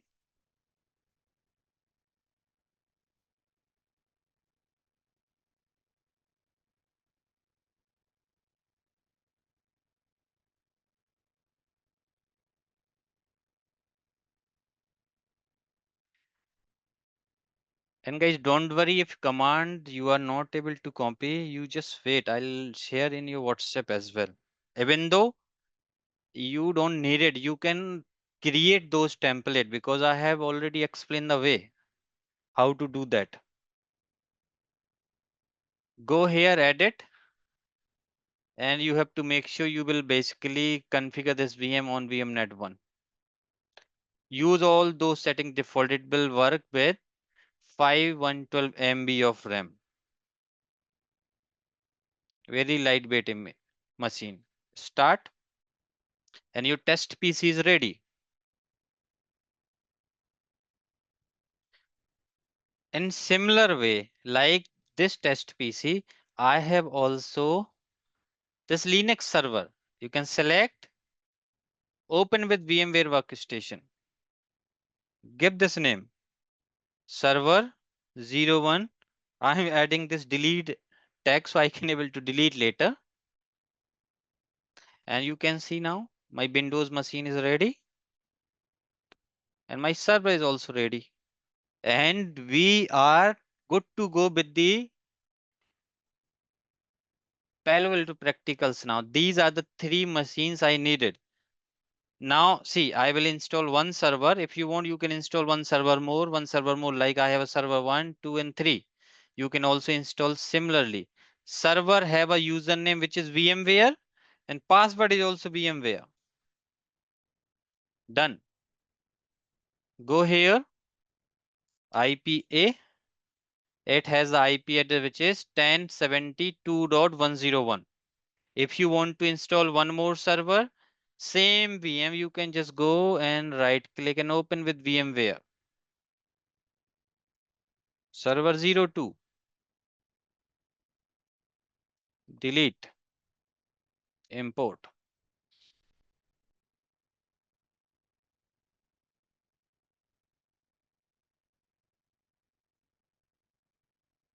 Just go only, you have to update the adapter. You have to make sure your server should be a part of VMnet 2. This one, not power, go into settings. It should be a part of your VMnet 2. Go into this test machine, Windows machine, open command prompt, type ncpa.cpl, and what I want, you should configure here the IP address in this range. What is the IP range I have used on VMnet 1, guys? 1071.100. Here I'll give 105. 10.70.1.250. This is the IP address I will use on my firewall. 8.8.8.8, 4.2.2.2. This is the IP address you have to configure on your test PC.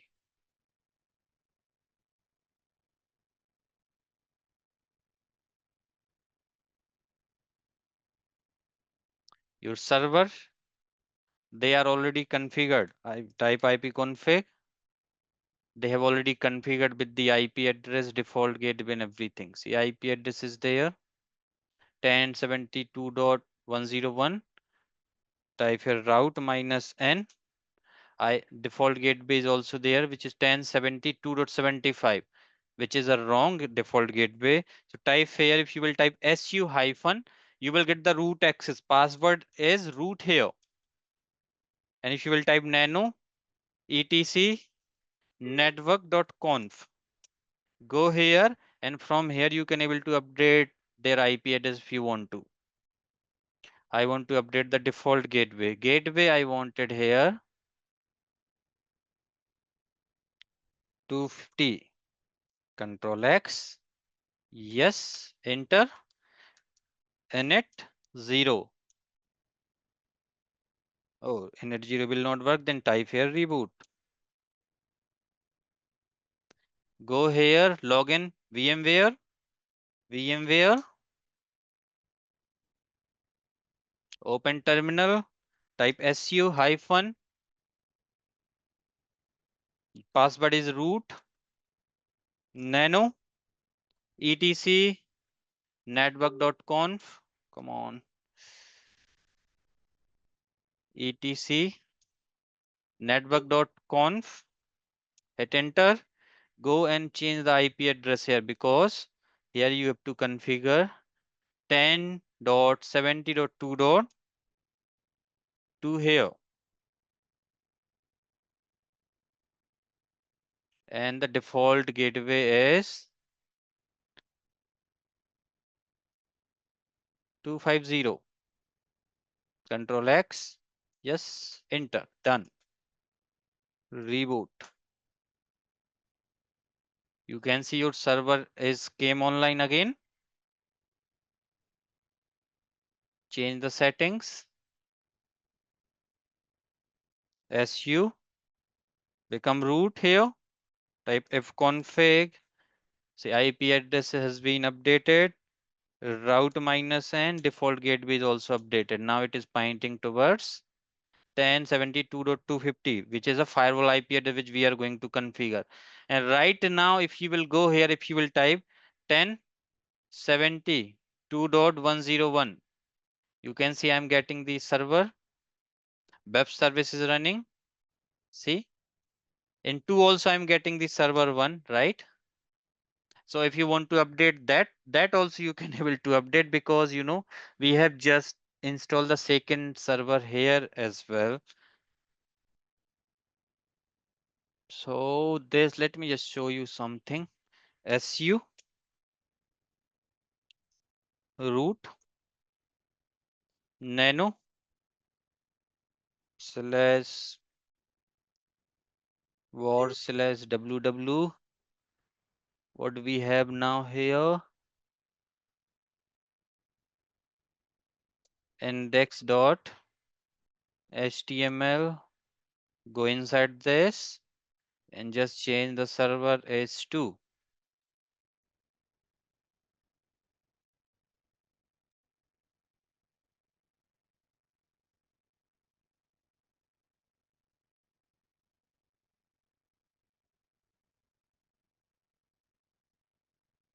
Service Apache 2 restart. This command, it is not taking. They are very lightweight images actually. Restart Apache 2. No. HTTPD. And better, just reboot. And I'm not sure which web server they are running. Okay. So guys, now this PC is also ready. This is how we have to access. Now you can see your firewall is also came online. It should be accessible now.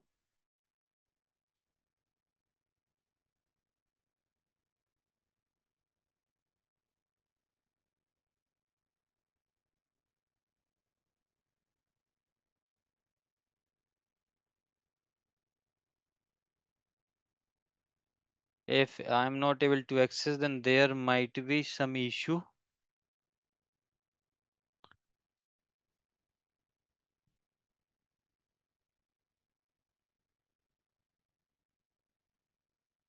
One 192.168.137.21 with -t. Sometime might be some issue with the NIC card only. Okay. Might be that NAT NIC card is not working properly. So there are always the solutions. Okay, go to into this virtual network editors. Click on change settings.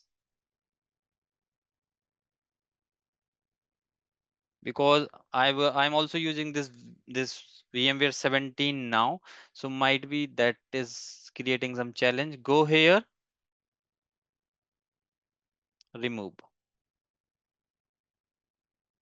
add again.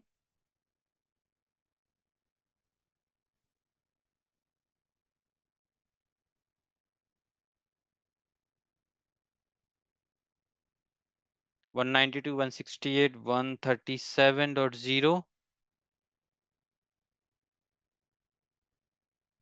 136, 137, 137. Okay, we have to change the net settings as well. 137.2 is the default gateway. Apply.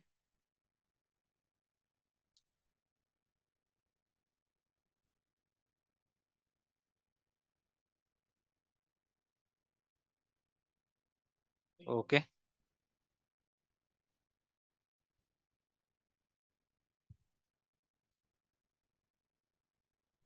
Admin. Admin at 123.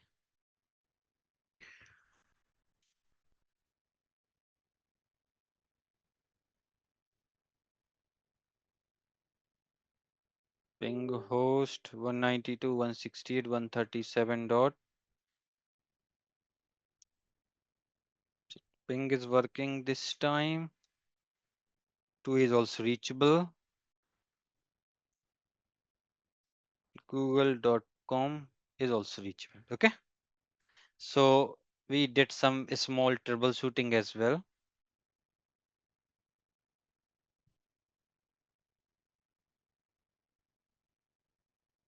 Now it is reachable via here as well. Admin. Admin at 123.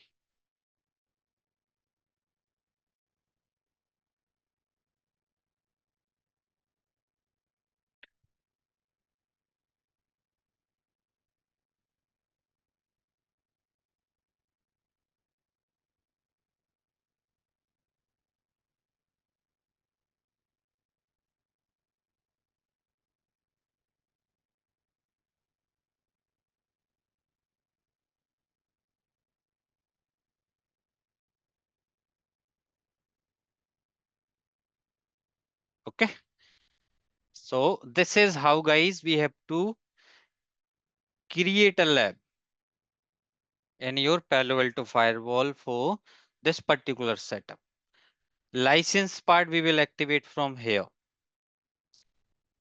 So if somebody needed the license, you can ping me separately, one to one. I'll guide you how you can get the license.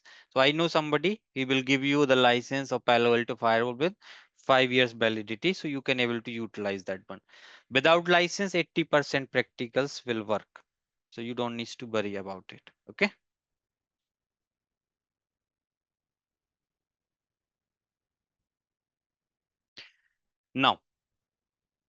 Now guys, what I'll do, I'll go here. I'll just power off. I'll go here. This is also, let me power off.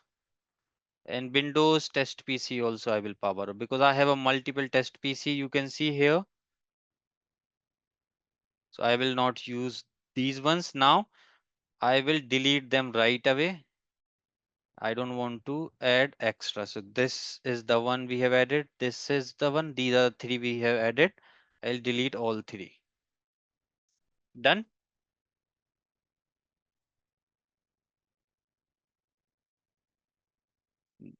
Already deleted. If you can able to open this time, see they are not available because I have deleted those from the my system itself, all the configuration as well.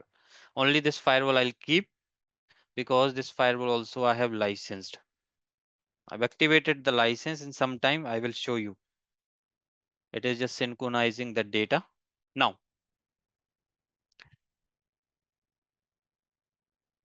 so guys, one part of our lab is ready. And guys, this particular lab work very much fine with 16 GB of RAM.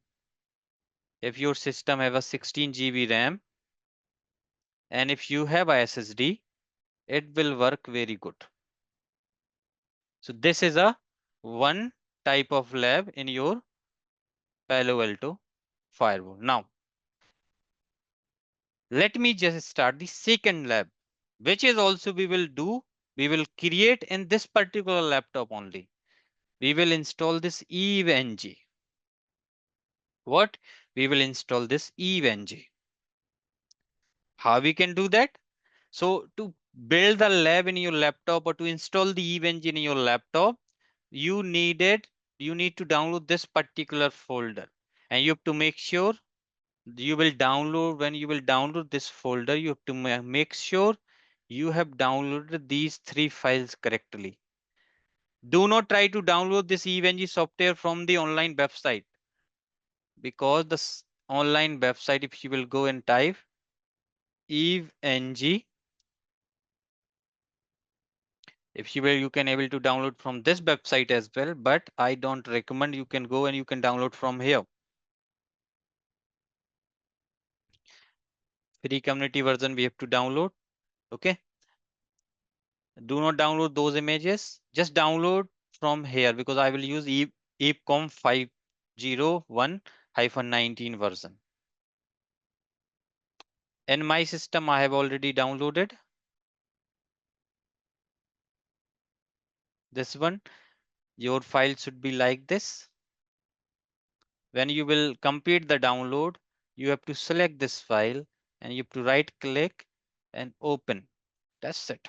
Give the name Eve ng delete. I'm giving delete because I will delete it later. Guys, today there is no break. Lab setup session is always longer one. Okay. Just hold your horses here and just stay focused. I will use the default folder. Guys, just remember, when you will install this EVNG, you have to make sure whenever you will install in your desktop, whatever drive you will basically install, where you have a 200 GB of space, you need a 200, or like you need around 250 GB of space. 250 GB of space you needed in your hard drive. On that particular drive you have to select. So I'm selecting my C drive, okay, because I don't have 200, but it's still it will work, because I will not put much load. I will delete because my main EVNG is here. This is my main EVNG. It's a very huge files, okay. I will use generally this EVNG for your practicals. So I will use this default folder and just click on import.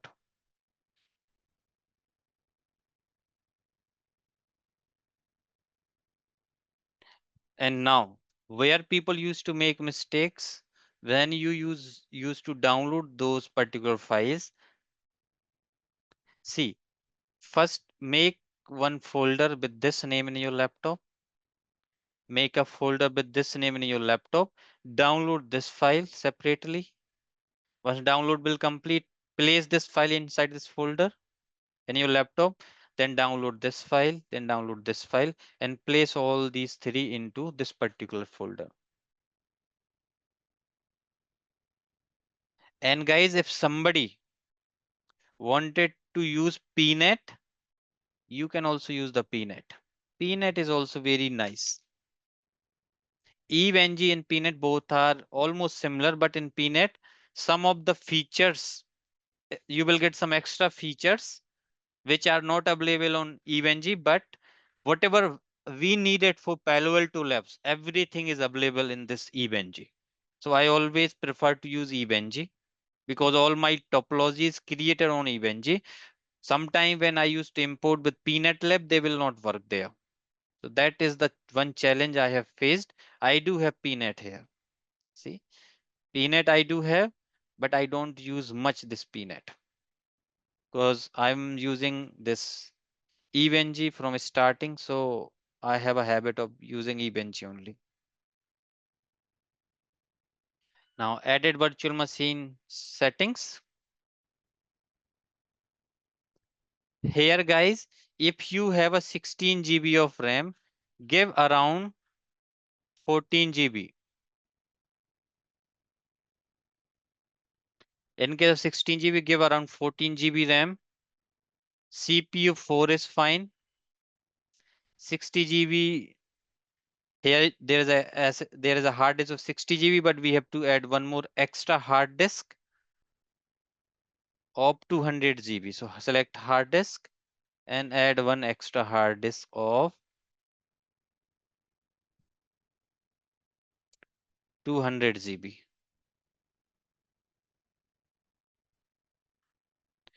Generally, you will get only single adapter here.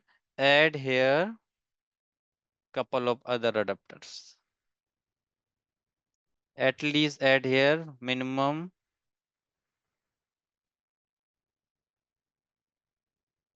5 adapters.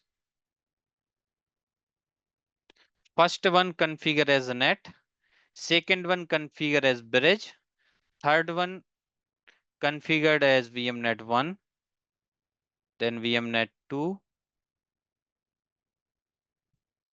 then VMnet 3.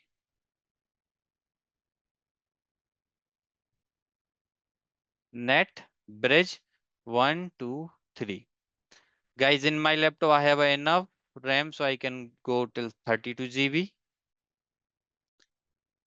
4 CPU. Yeah, this is what I want. Click on OK. See, order has been changed. Edit virtual machine settings again. Reorder them. Net, bridged, then VMnet 1, VMnet 2, and VMnet 3. Click on OK. Start.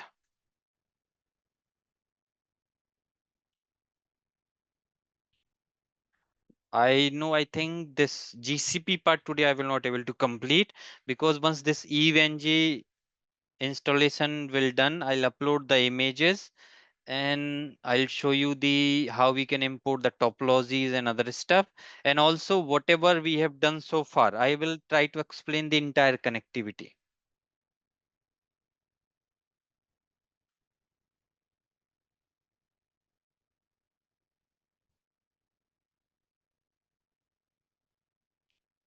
So username you can see.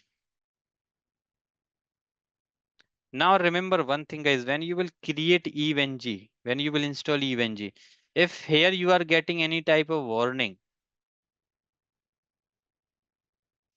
then you have to send me that screenshot.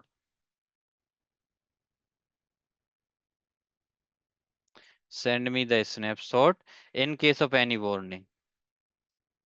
Okay. So what it is telling, what is the default username here? Root. Default password is EBE, enter. Now it will ask, type the root password. What is the default root password? EBE.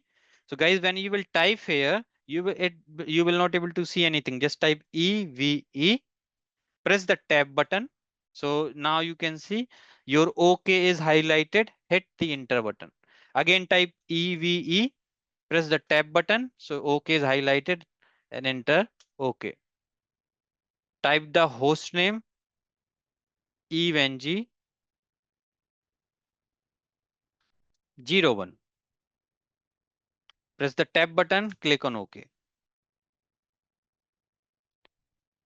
Give the domain name here, lab.local. Hit the tab button, click on OK. Guys, right now just focus on the lab setup, okay? Why we need evng? Don't worry, I'm going to explain you. But just focus right now how I am doing it. Otherwise, if you will miss a single step while doing the labs, you will not able to recover from there, because this is the most critical lecture actually. So when you will basically reached here, by default, your EVNG will get the IP address from DSCP, but I always configure the static IP address when I used to install EVNG on my local computer. So I'll just use my down arrow key. So you can see static is highlighted and I will press the space button. So you can see as I have pressed the space button, a star comes inside in front of static and I will hit the OK button. I will hit the enter button, so it will go into the OK. And now it will ask enter the IP address. So I will configure here 192.160.137.60. I will again hit enter and configure the netmarks 255.255.255.0. Hit enter. Default gateway 192.168.137.2. Hit enter. DNS server 8.8.8. Hit enter. 4.2.2.2. Hit enter. NTP 0.n.pool .ntp.org. Hit enter. Hit enter.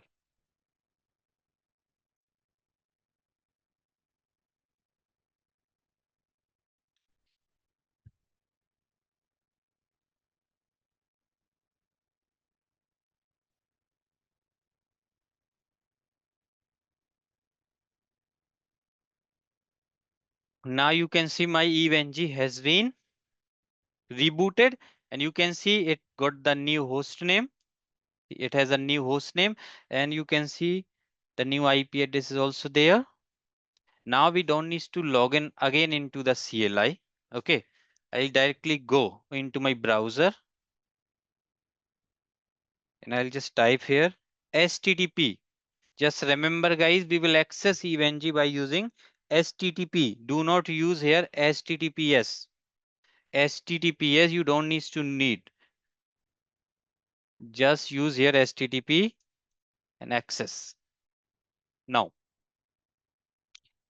guys, tell me what is the username and password I have entered when I have logged into the CLI? Root and EV. But when you will try to do HTTP and the IP address of EVNG, when you will get the GUI, username and password for GUI is admin and EVE. So here I will enter the username is admin and password is EVE. Here I will use the native console. We have a HTML5 console as well, but I always use native console. Click on sign in.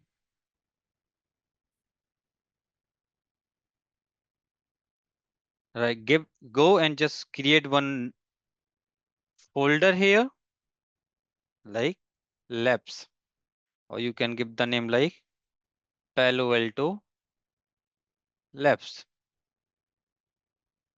Go inside this folder, add one lab 01. Right now, if you will go and try to click add node, see, right click, add a node. Right now, you don't have any node. Only you have this one node, which is BP virtual PC. Add virtual PC. Right click and start this virtual PC. And it, in my case, see, it is opening with secure CRT. It opened with the secure CRT. But in your case, it will not open. It will not open in your case. So what do you have to do? What is the next step? You can go inside my machine here in EVNG folder. We have this EVNG bin client pack software. This software you have to install. Download and install this software. It is just a normal software. Download this software and just install in your Windows machine. And you are done. Once you will complete the installation of this software, after that only when you will try to open those nodes, you can able to open them with your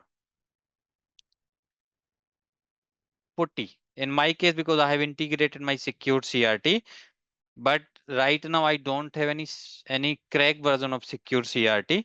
So you can basically, if you will found it, you can install the crack version of secure CRT, otherwise use putty. Okay. And after that, right now you can see I just have this. I don't have any other images. Now, to upload the images on eBenji, what we have to do? First of all, we need a one software who can help us uploading the images from your PC to eBenji. So we needed one software called WinSCP. That software is already installed on my computer. So you also needs to install this software, download from here and install. So let me open that software. When you will open this software, it will open like this.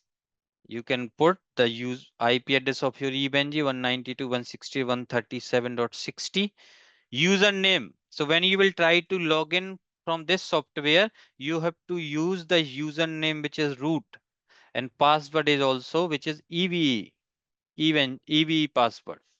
Save the password also. Click on login. Yes.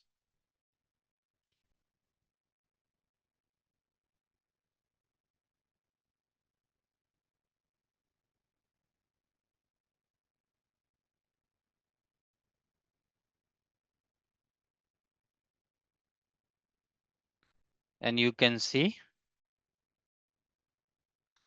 this is the software. Here you will see the local machine like images which are available in your machine, and this is the EVNG. So this frame represents the EVNG one, and this frame represents your local machine. Now what you have to do, you have to go inside the root, then you have to go inside one directory called OPT. Remember this root, then OPT, then unit lab, then add-ons slash OPT slash unit lab slash add-ons. When you will go here, now the very first task what I'll do, I'll upload my Cisco routers, very small routers. So I will upload this router 3725. This is a best router I will use. If you want one more router, you can also upload this one.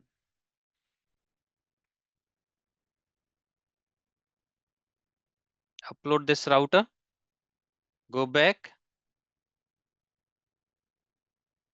and after that, go into this QMove folder and upload this AS image, Kali Linux, TinyCore Linux, Palo Alto 9, 10.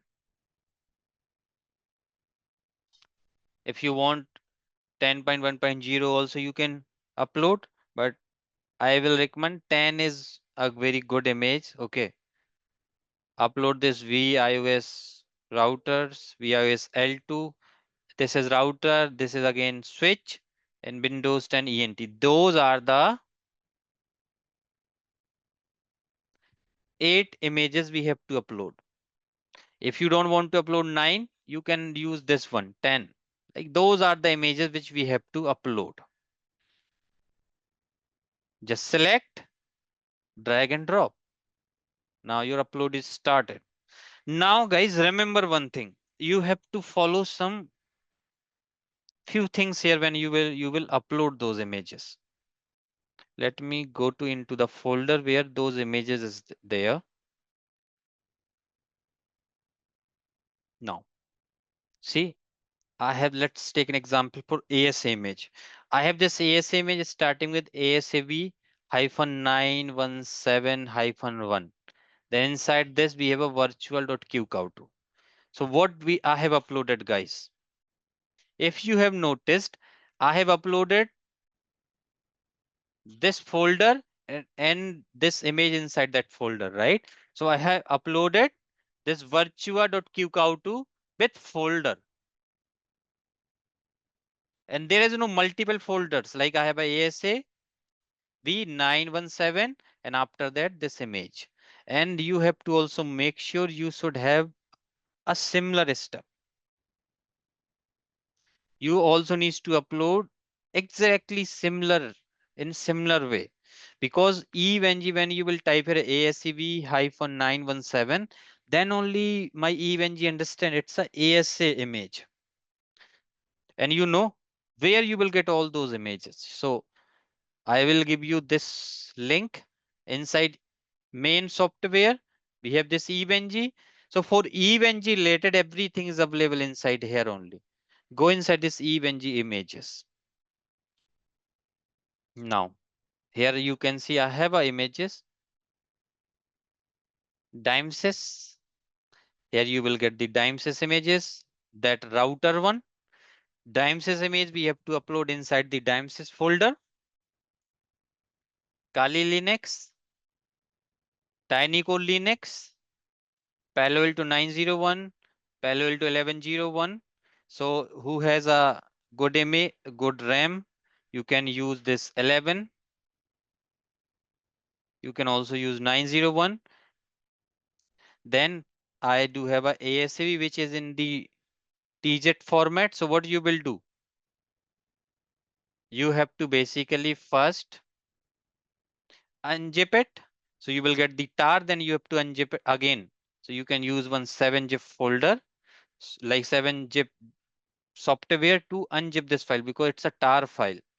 Palo Alto 10 is also there, which is also in tar format.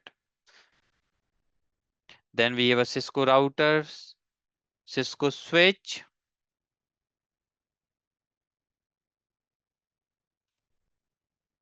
and Windows 10. This guys, this one, this one, this one, this one. You don't need, even though 1, 2 is also not required. These images is not required. This is for my SD-WAN students because I used to share the same images with them as well. Okay. So, those images are in the 7-zip format. Like they are in the zip format. So when you will unzip them, sometime, multiple folders will create.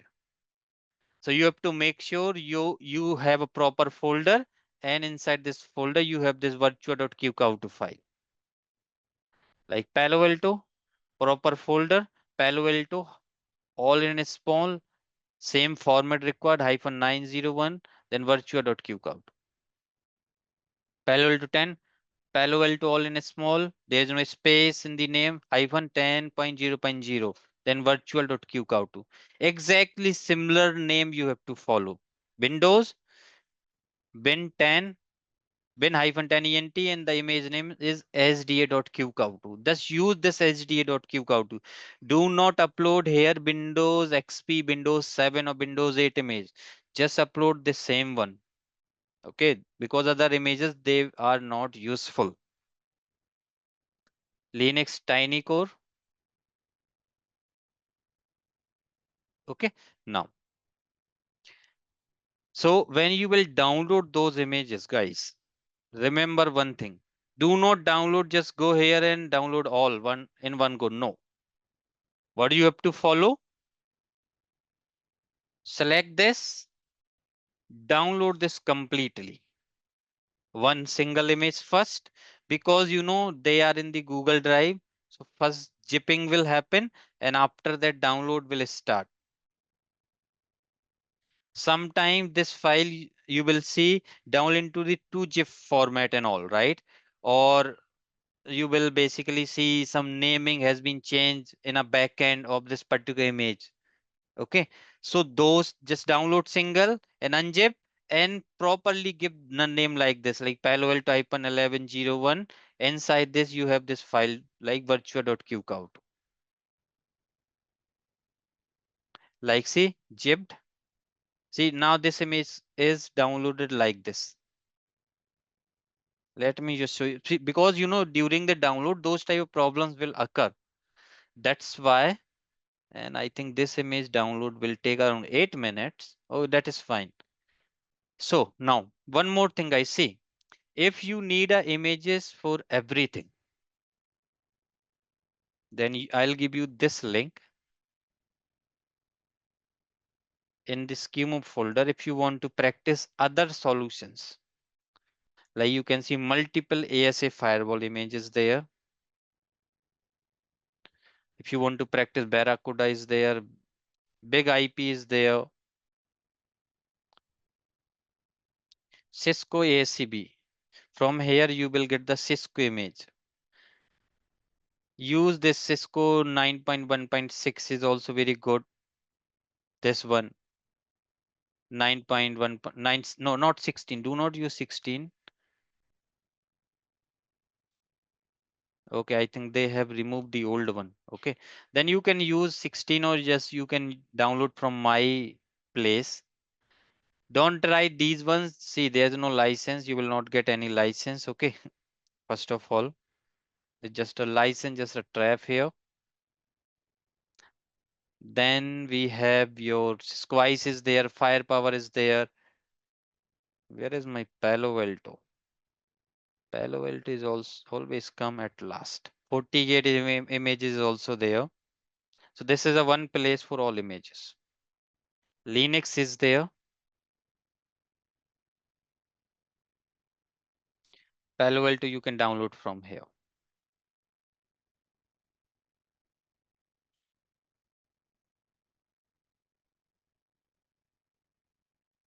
See, you can download those images. Installed. When you will try to download those, they will come as TG-jet format only. They will come in this format only. See, it's like that. So we have downloaded two images. Okay.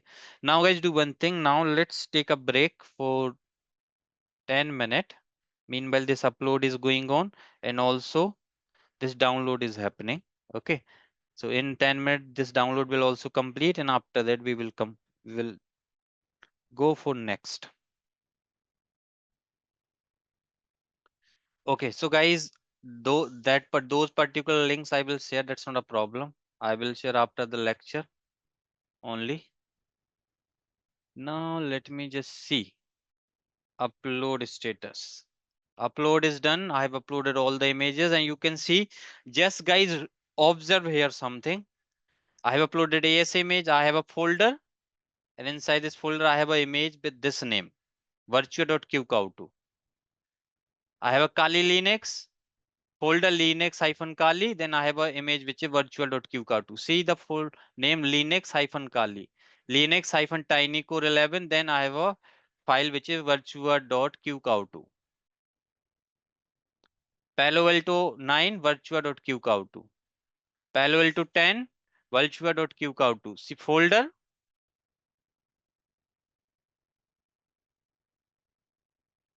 Palo Alto hyphen 10.11 10.0.1. Then virtua.qcow2.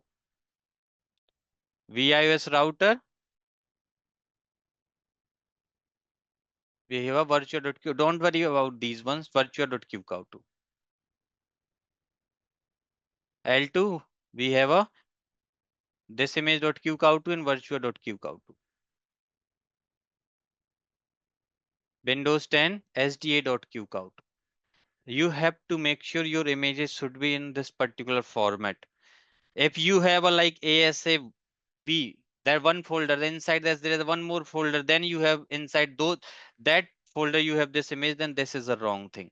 And how it used to happen, let me just show you something. See this image I have downloaded. Let me go here.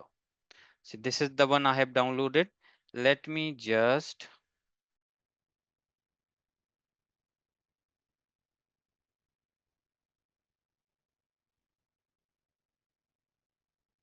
this is the one.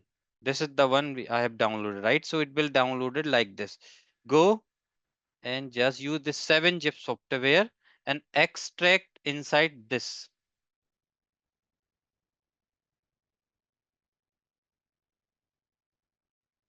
So this is exactly you have to follow. This method exactly you also needs to follow. So it will take some time to extract properly. So we have to wait.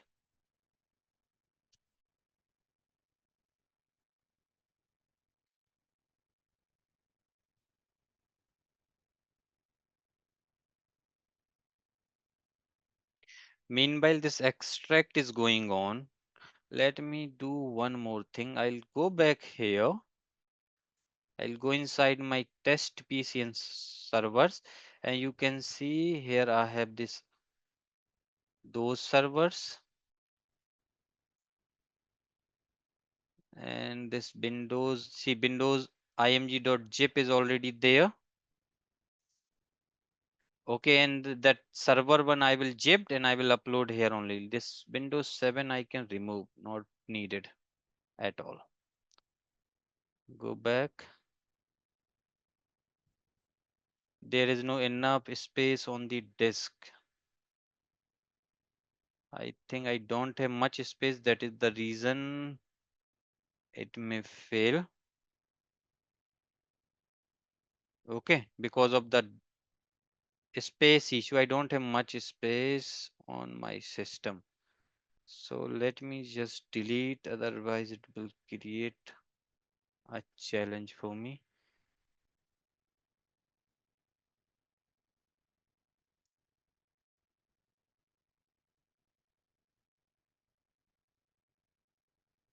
Okay, now we have downloaded this image, right? See, this is the image and this is the folder. This is how I want. This is how I want your images. And one more thing is there. Where is this? This one, right? When you will basically extract this will extract properly.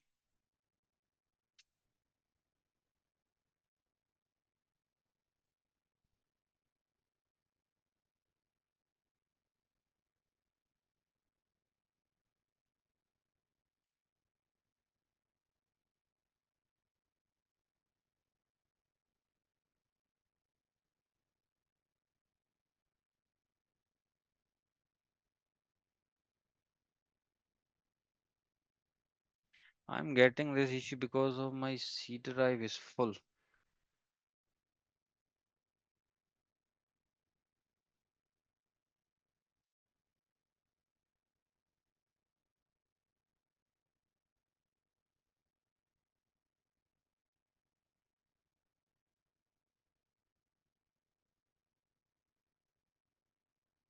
It got some space.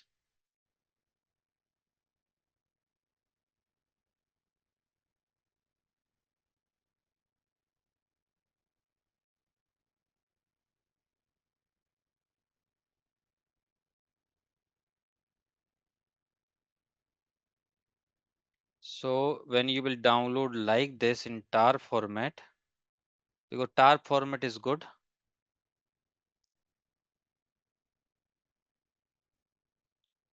I don't have any other. No, okay. Right click, extract with 7-zip into this folder. So I just wanted to show you, you have to extract 2 times.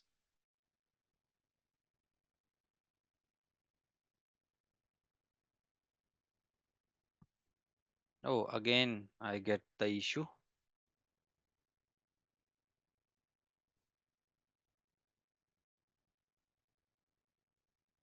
Then we have this. Then in this tar also you have to extract.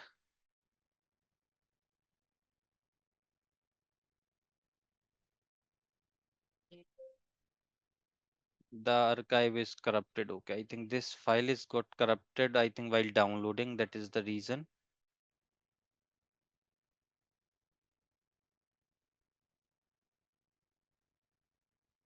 Okay, it's corrupted, I guess, while downloading.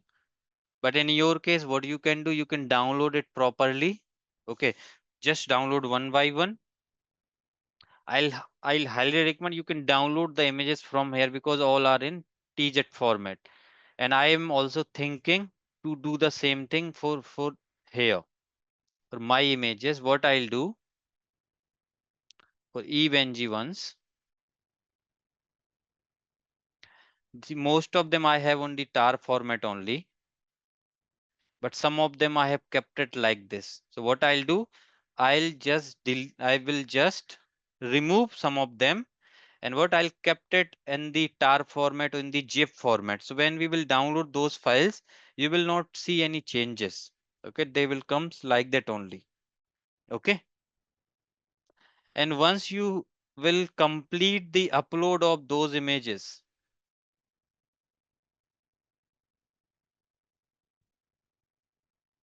you can able to see all of them here. Cisco ASA you have uploaded. You can see we have a Cisco ASA image. Go and add. Right click, try to start. Go and search for Palo Alto or search for the Cisco routers. 3750, just give the name R1, click on add. Start this router as well. Add node and now look for Palo Alto or just add Cisco VIS router as well.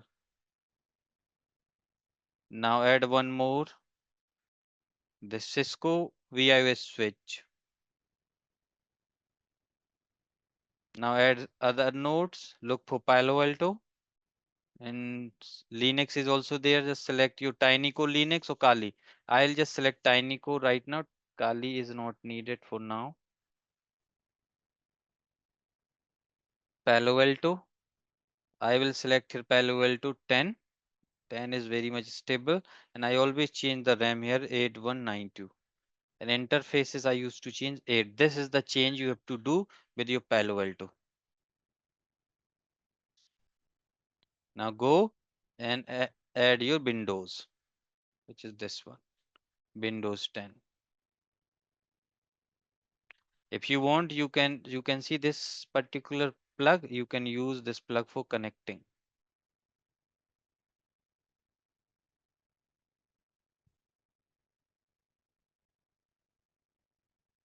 We can able to connect those plugs like that. If you want to add, just add one network. And if you will select here MGMT client here, to MGMT client always give the name VMnet 8. Always give the name of VMnet 8 and connect the Palo Alto management interface. This one.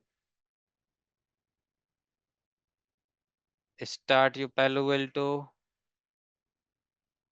Start your switch. Start Linux. Start window. Start VIS switch. After starting open ASA, you are able to open or not.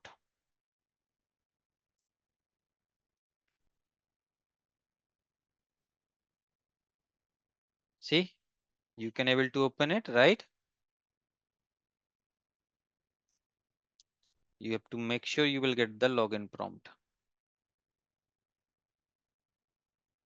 Open router. Router is also accessible, right? We have a login prompt for router. ASA will come in some time.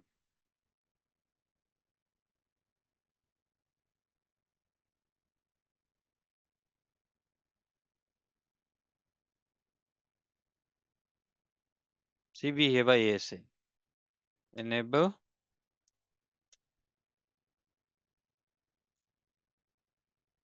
Okay, enter the password. Cisco. Cisco. Cisco. Add 123. Cisco. Add 123.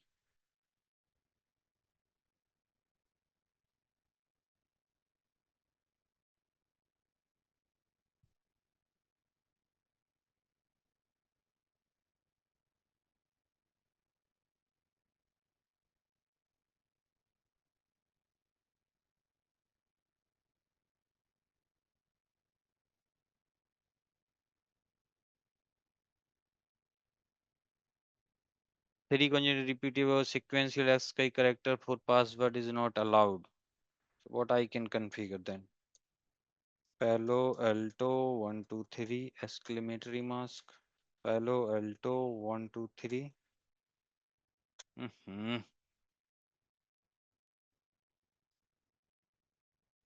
See, router we have. Not sure why they are asking this password actually. Okay, I got it. Let me configure Cisco at the rate 1213. Cisco at the rate 1213. Just configure some. Okay, it is also not allowing again.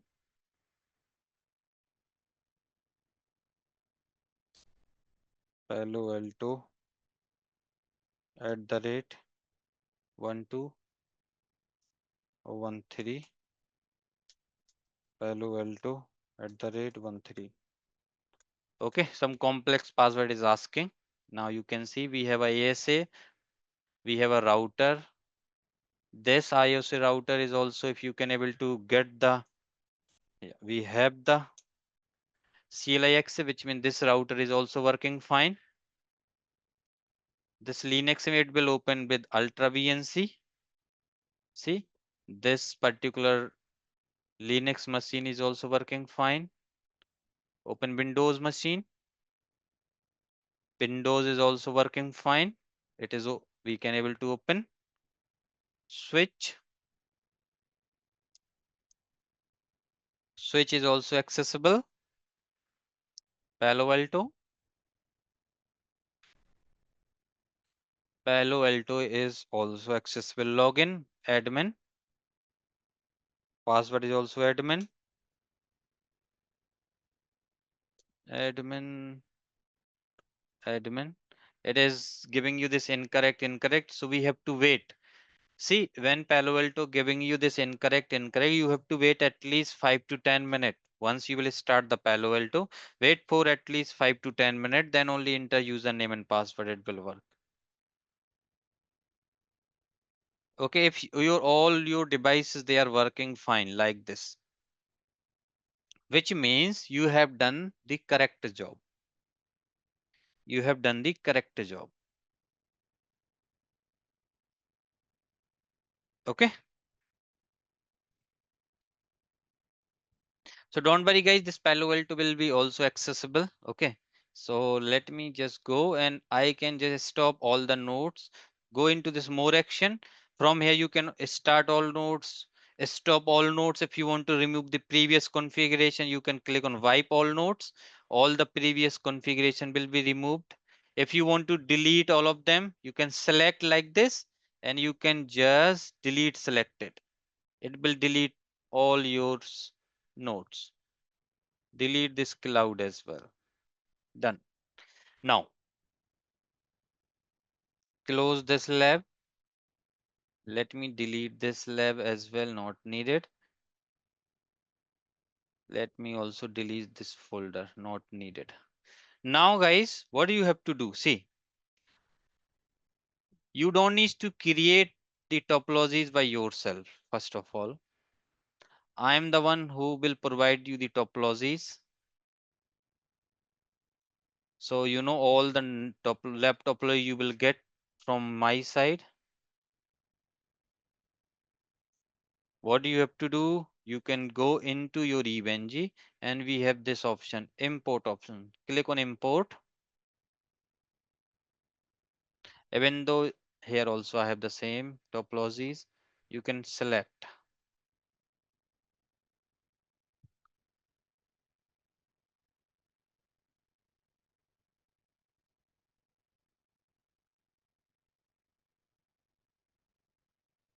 Select all of them.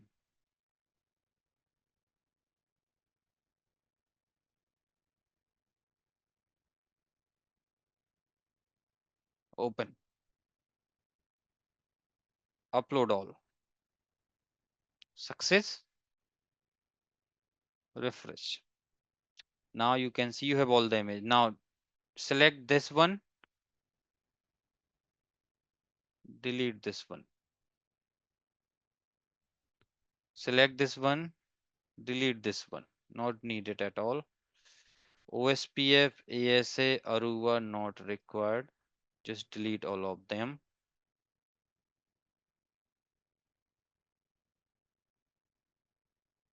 SD-WAN is also not required. Delete those as well. And mostly all of them you will get here as well. Okay. So what I can do, select all, just select this. Let me delete this. I'll go inside this Palo Alto. And now you can see It has everything like HA, IPsec VPN lab. See all these particular images you will get. Now, when you will use my images,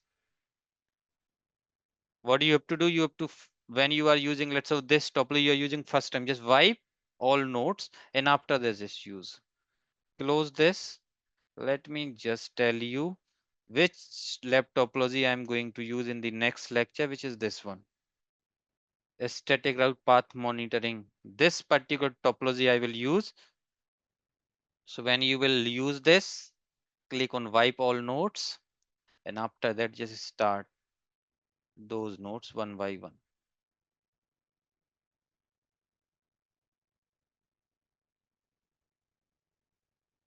And you have to make sure all are starting. You have to make sure all your nodes they have started properly.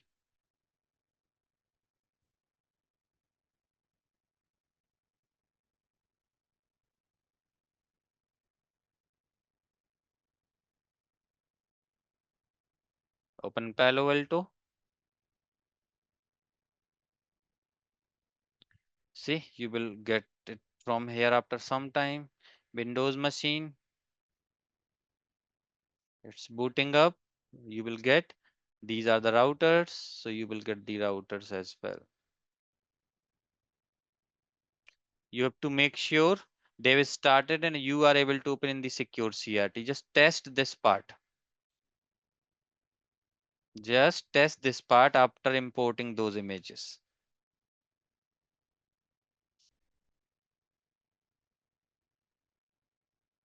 Okay, see,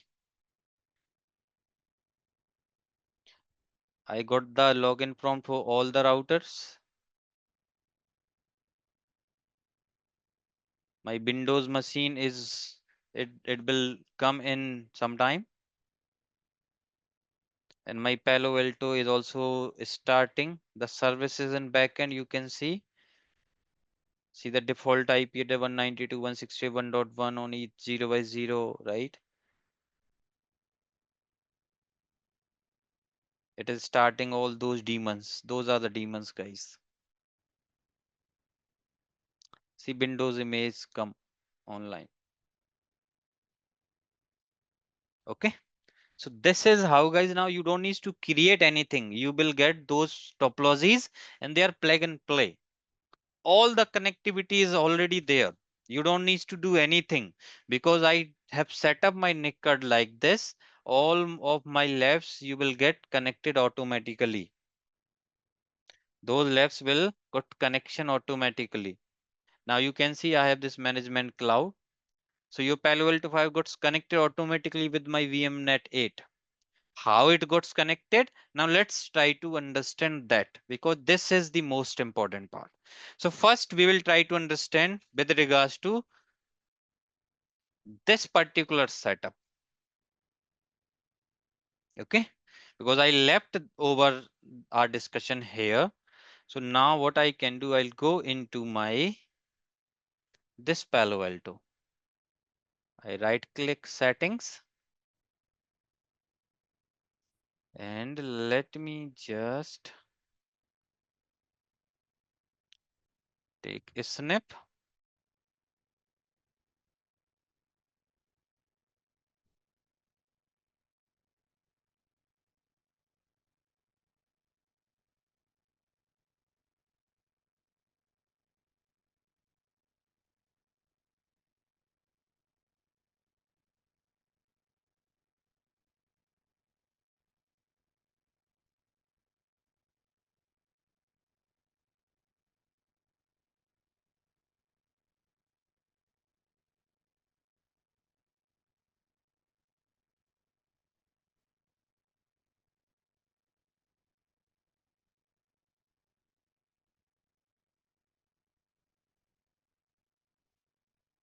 So let me reduce a little bit more.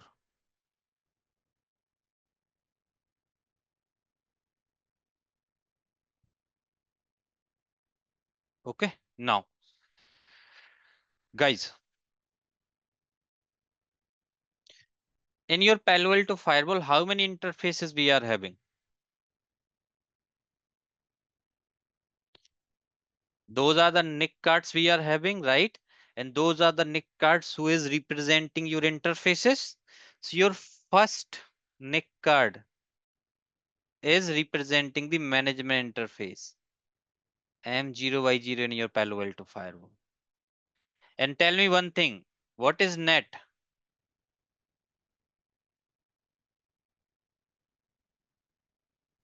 VMnet 8, yes or no?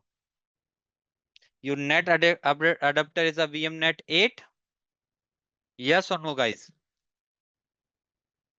What is the type of VMnet 8? If you remember from the next setup, I have configured the type which is net for VMnet 8. What is the subnet here I have used? 192.168.137.0/24, yes or no? Which means because on my VMware workstation, first adapter I have set is, I have basically set as a net, which means my management interface got a one virtual connection with this VMnet 8. My VMnet 8 interface got the connection with my VM network 8 adapter. Okay. This is how the cable is connected virtually. This is, guys, understandable or not? I have a VMware where I have this VMnet 8 NIC card. I have my Palo Alto VM where my first adapter is net, and in Palo Alto, when we will install in VMware, first adapter is always your management interface, which means I have connected my management interface with VMnet 8. Now, second adapter is representing my Palo Alto Firewall Ethernet 1x1 interface. Then this adapter, network adapter 3, is representing my Palo Alto interface Ethernet 1x2. Then Ethernet 1x3. Then Ethernet 1x4. This is 1x3, 1x4. Then Ethernet 1x5. Ethernet 1x6. Ethernet 1x7. And Ethernet 1x8. Now, this second adapter means this Ethernet 1x1 interface configured as bridge. What is the meaning of bridge, guys? Bridge means I have a virtual connection between this VMnet 0 and my PC NIC card, this physical NIC card, because VMnet 0 I have configured as bridge. Yes or no? I have configured this as bridge. Let me also bring that one. Multiple things I will bring together just to explain this.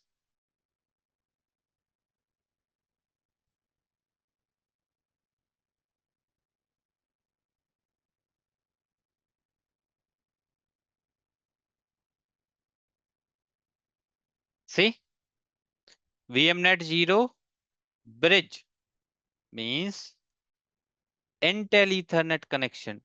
Bridge is like a switch. So the old name of your switch was bridge only. Okay. What I have done means my Ethernet 1x1 interface got one virtual connection with via VMnet 0 with this Ethernet NIC card. Yes or no?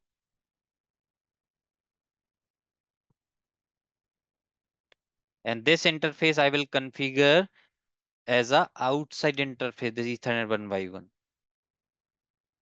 Then this interface,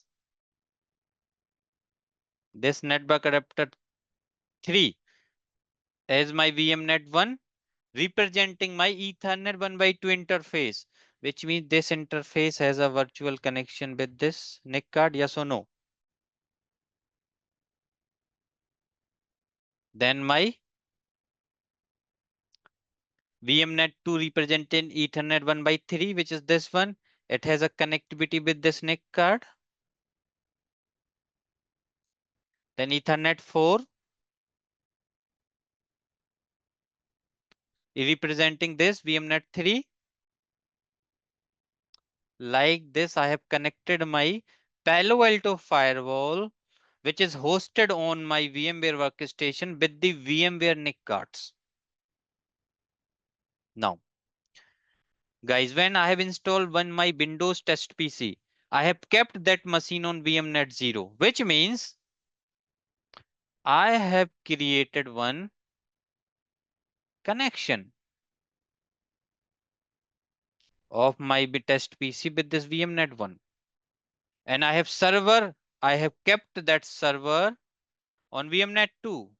Means I have created one connection, virtual connection of my server with VMnet 2. Now, in this particular test PC, I will configure the IP address, which is 10.70.1.105.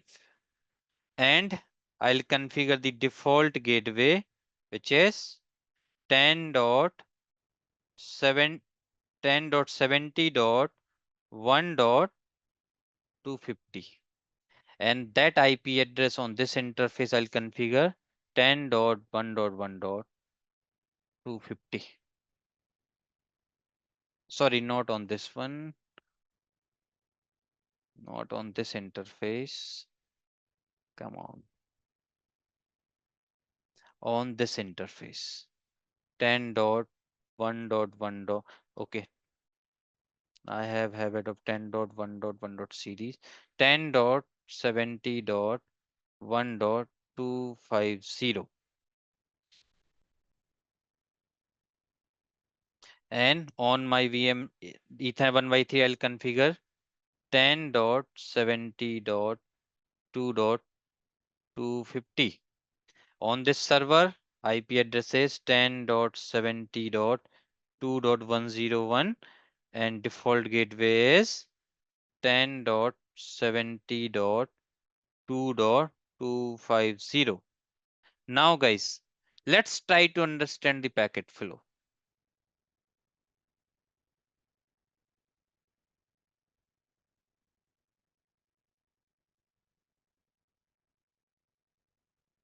Now when this test PC initiate a traffic, how it will go? Let's say this test PC trying to communicate with the Google. How it will do the communication? It will send that request to default gateway, yes or no? His request go like this to your NIC card, then to your Palo Alto, yes or no? Because default gateway is your Palo Alto IP. Now Palo Alto Ethernet 1x1 have a connectivity with the internet, so it will go like this. After configuration of the default route on the Palo Alto towards the home Wi-Fi, and it will go like this. Means now whenever my PC, this PC wants to communicate with the internet, his traffic will go via Palo Alto Firewall or not?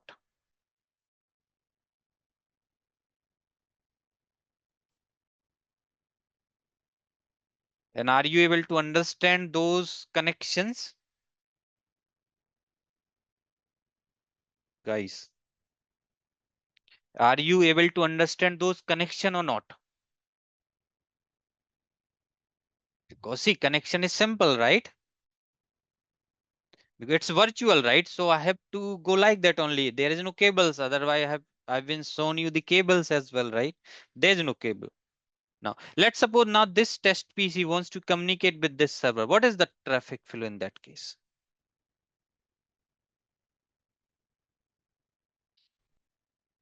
He will initiate traffic like this. See, by the Palo Alto, it will go into Ethernet 1 by 3. Right? This is how the traffic will be moved. It will enter on your Ethernet 1 by 2 interface. Then it will egress out by Ethernet 1 by 3 interface and it will reach till this server. Okay. So guys, this is how the setup. This is how the setup. Now let me just explain one more time. I'm explaining the same thing one more time, guys. Just put your full attention because I will not repeat after that. Let me now here add one more thing.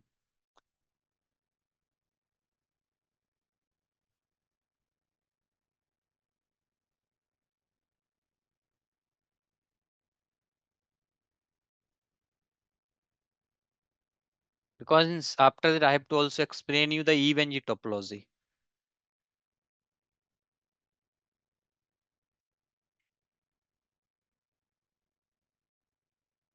It's all about the virtual connection. That's it. If you will able to understand those, just a cake for you.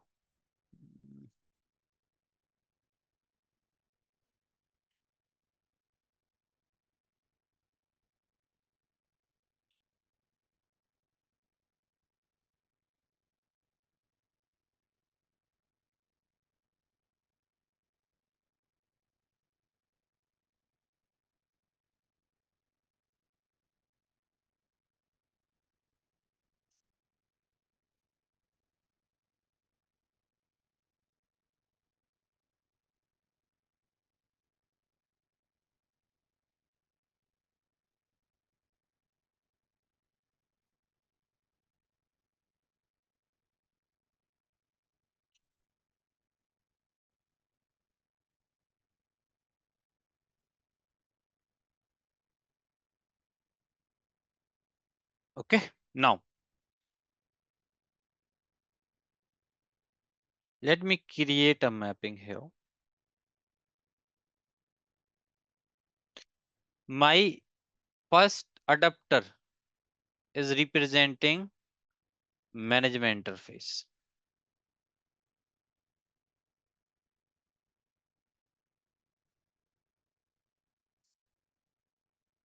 Second adapter is representing the Ethernet 1 by 1 interface.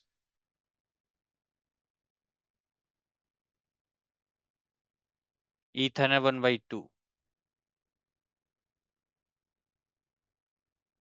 1 by 3.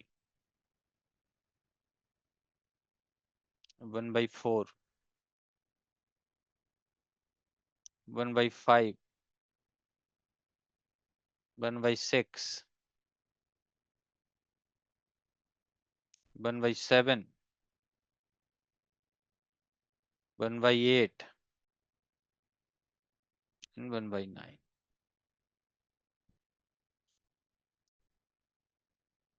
Now I hope this mapping making some sense. Your first adapter is your management interface. Second adapter, which is bridge, Ethernet 1 by 1. Third one, VMnet 1, Ethernet 1 by 2.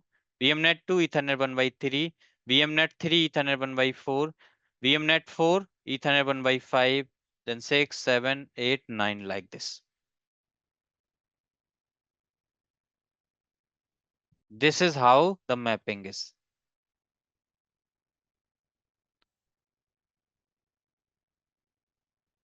Let me open the settings.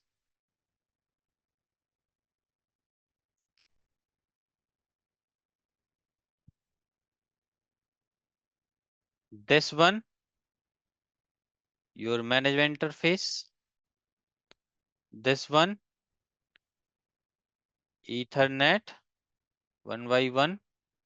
This one Ethernet 1 by 2. This one Ethernet 1 by 3. Ethernet 1 by 4. Ethernet 1 by 5. Ethernet 1 by 6. Then Ethernet 1 by 7. 1 by 8. And last is 1 by 9. Okay.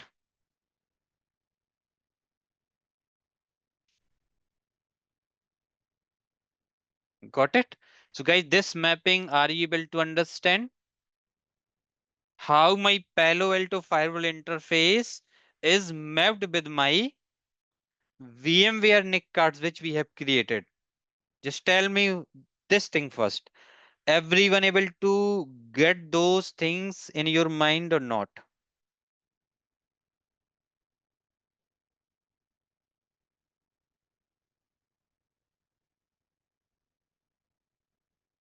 I hope everyone got this particular point. Guys, I'm not going to explain anything with regards to the Mac.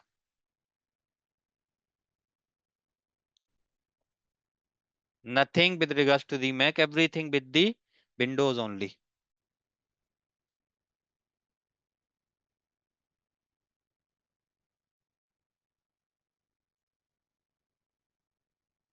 Now, if you will forgot those mapping, just remember this particular diagram. Take the screenshot of this diagram.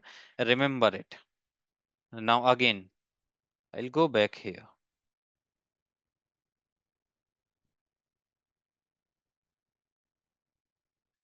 Now also remember the mapping here. I don't want to show you the connectivity via this. I will just connect by this. Management with VMnet 8. Ethernet 1 by 1 with VM NIC card.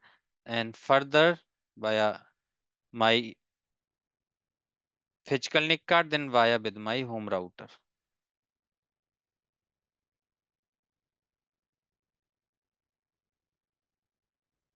Ethernet 2 with VMnet 1.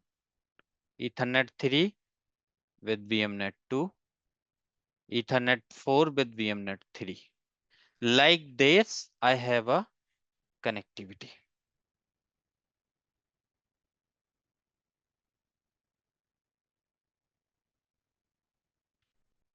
Ahmad, I think why are you going very fast?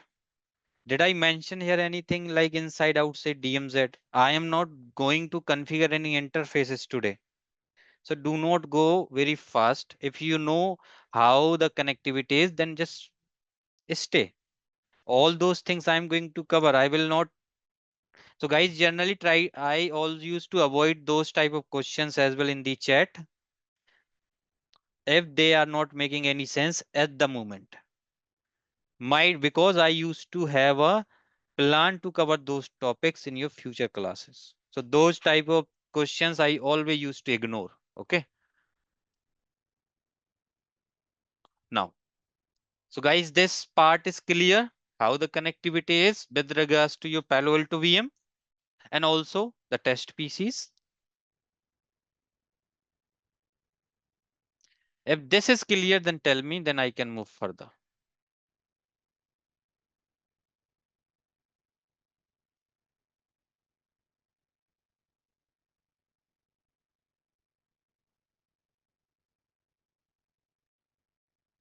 This home router is nothing. Your router, like from if you are using Airtel connection, then you must get one router from Airtel, right? That is the router, your home Wi-Fi router. In my case, the traffic is little bit different. Okay, let me just tell you how the traffic is going on my case. But in your case, it's similar. So what is happening in my case? My PC NIC card has here one physical switch.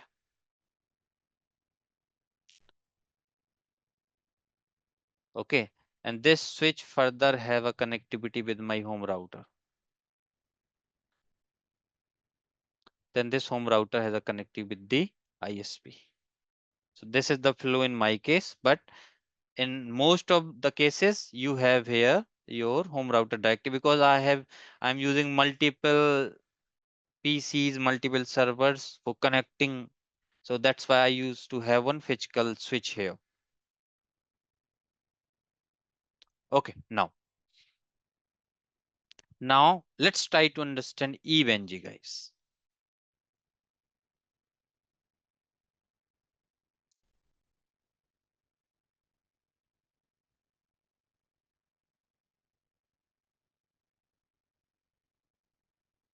Let me open EVNG. So those are the NIC card in EVNG, yes or no?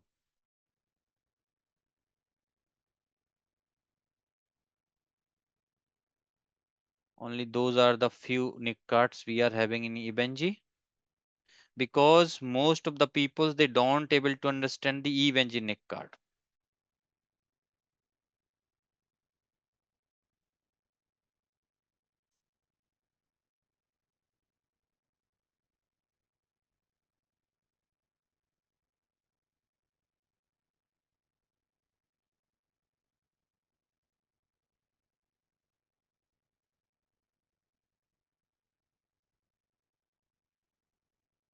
What do you mean by the NAT here? What is the this first adapter?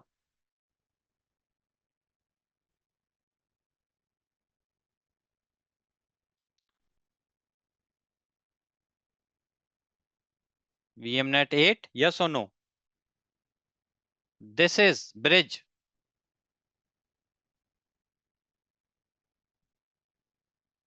VMNet 0, or I can say home Wi-Fi. It has a connectivity with the home Wi-Fi. This is VMNet 1. This is VMNet 2. This is VMNet 3. So now guys, bridge means, when I will say bridge, which means you can consider always, which means if we will select bridge, which means it got connected with my internet router or my home router. Net means it just got connected with my VMNet 8. Now,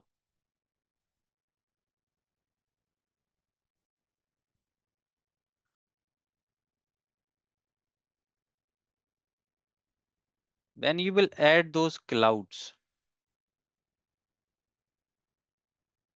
you have those particular adapters.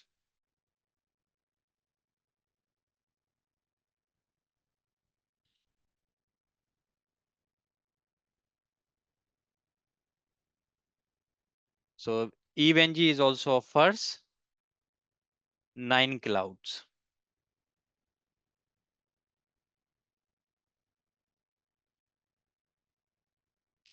But what we have to do, we have to focus only on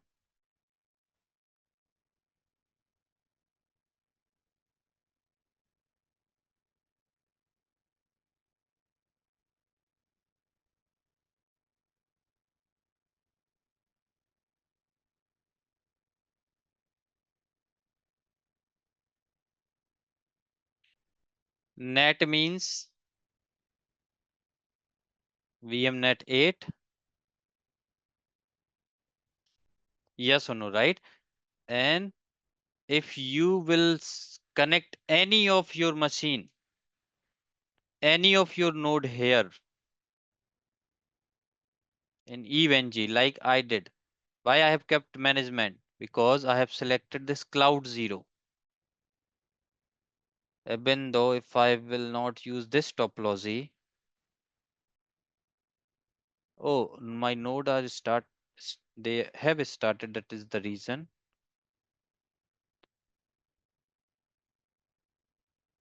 Okay, let me first explain, then I'll come here. Okay, then if I will select cloud 1, which means I want to connect with my bridge adapter. which means I want to get the internet through this cloud one. Always connect your EVNG node with your home router or home Wi-Fi. Cloud one will always connect with you VMnet one.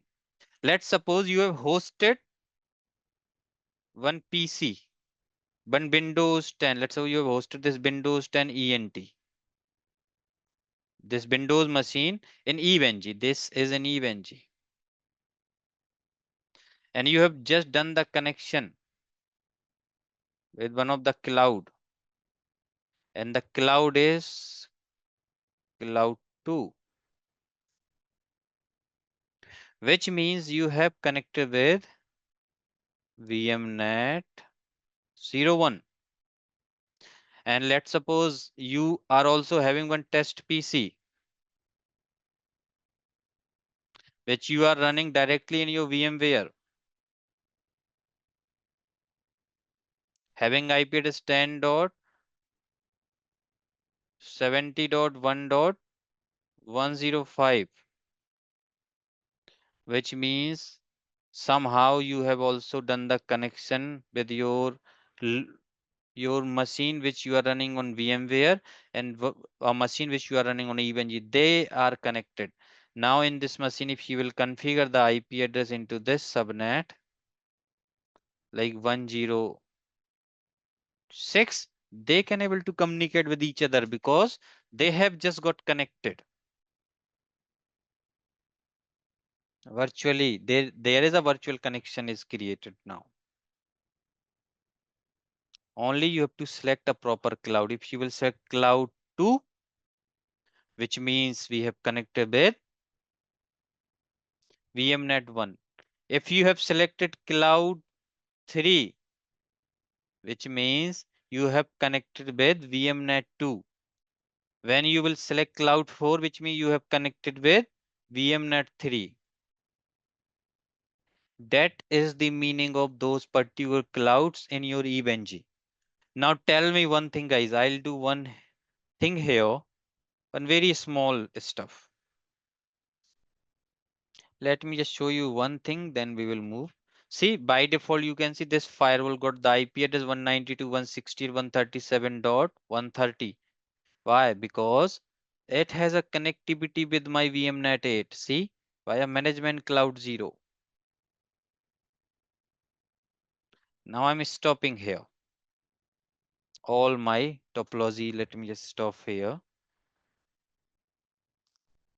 Let me close this. I'll add one topology test. Now I'll basically want it to do few things.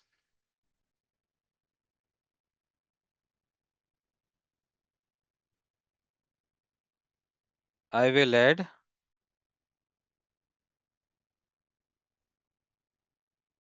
Cisco routers. Let me add here R, and I'll add here 5 routers.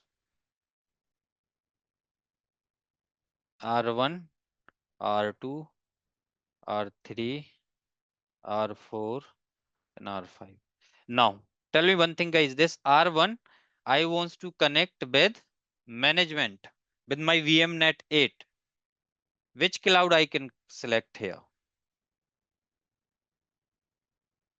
Cloud 0, and always also give the name VMnet 8. Connect.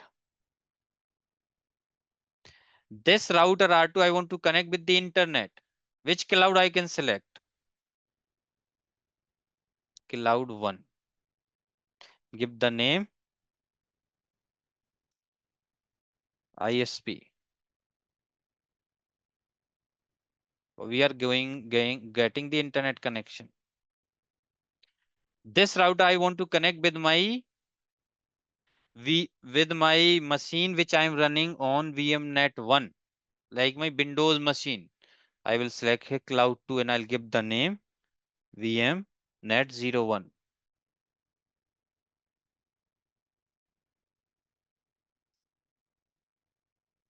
And let's suppose this R4 I want to connect with my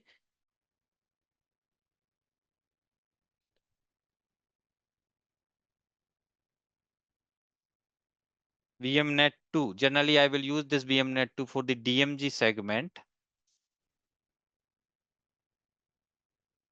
You can add this VMnet 02, which is Cloud 3. It's the same type of setup, guys. VMnet 3, Cloud 1, Cloud 0, Cloud 1, Cloud 2, Cloud 3, right? DMZ. So here also let me just put the connections like this.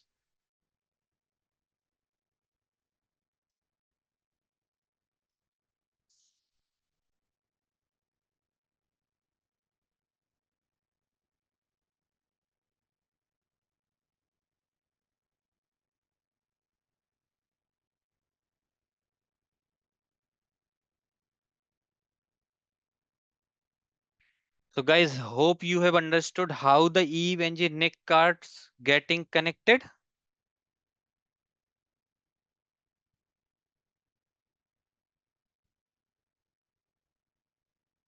Now let's suppose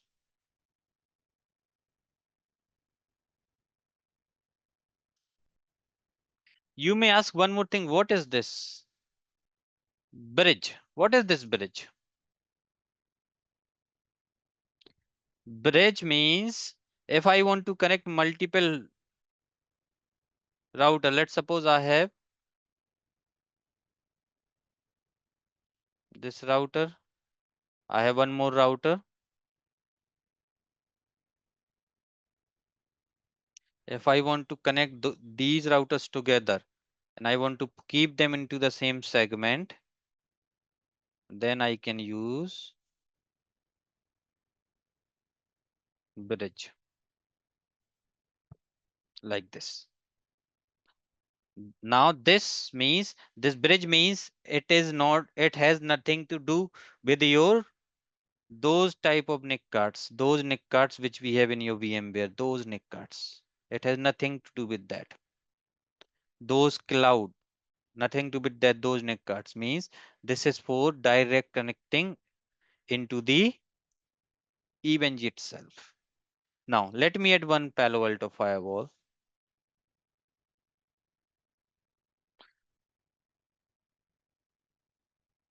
I will use 9,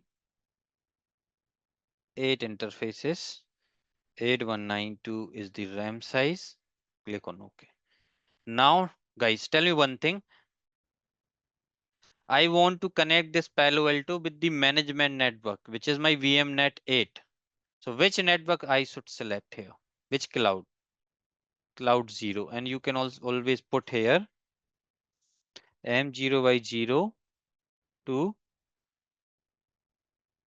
VMnet 08. And when you will connect, you have to select your management interface of Palo Alto. Now, if this Palo Alto firewall Ethernet 1x1 interface, I want to connect with the internet. What I have to do? I have to select this cloud 1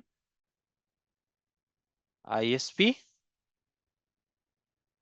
and I want to connect the interface which is Ethernet 1x1. See, any interface I can connect with the internet, but I will go with my standard topologies. Ethernet 1x1, I want to connect with the internet. Now, let's suppose I want to connect my VM, which I am running on my VMware on VMnet 01. One of the test PC I'm running. So I'll just connect the Ethernet 1x2 interface. Then I'll add one more cloud.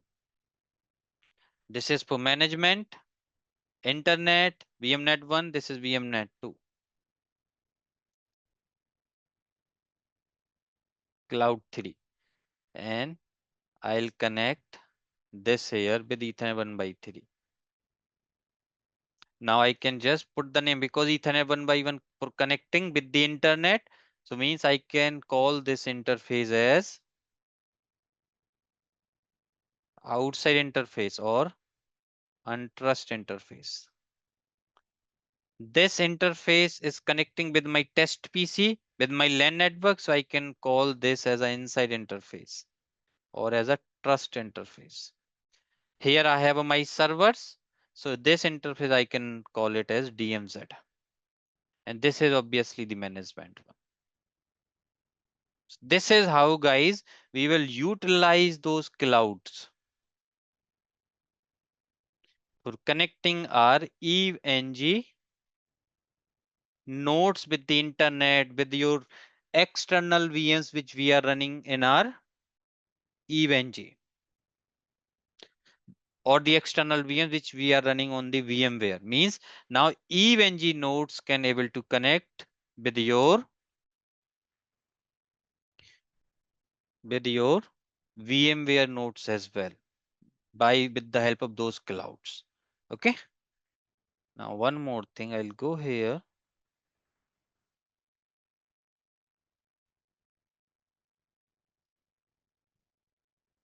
You can see if this topology you will see, I have named it as inside because it's a part of cloud 2. What is cloud 2? VMnet 1. This is my DMZ. What is this DMZ?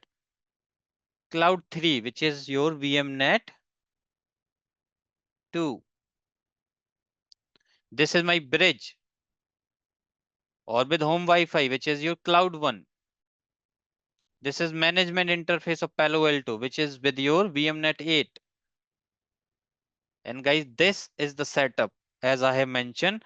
Now, whatever setup I have on the EVNG, similar setup I have on my VMware as well. I have installed Palo Alto, I have installed the servers, right? I am also running the Windows machine. All are similar and all are connected with each other. If I can use, let's suppose Palo Alto, I can use the Palo Alto from my VMware, and those machines I can use those test machine from EVNG. It will work fine. Exactly similar, it will work. Because I have done the connectivity like this. So now I hope you understood why I have added multiple NIC cards.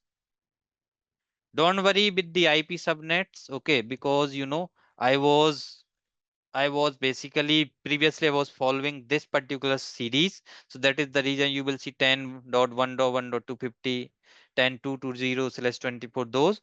But now there is a one change like 10.71.0/24, 10.72.0/24. Only this is the small change I am having on my inside and DMG segment. Otherwise, everything is similar only.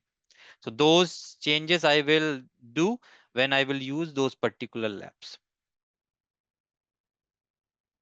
Like I have to update this information a bit.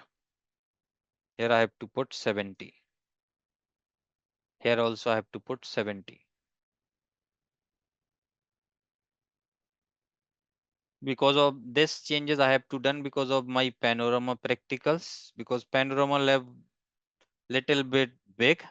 So that time I will not able to work with the same subnets actually. So I have done some updates like this.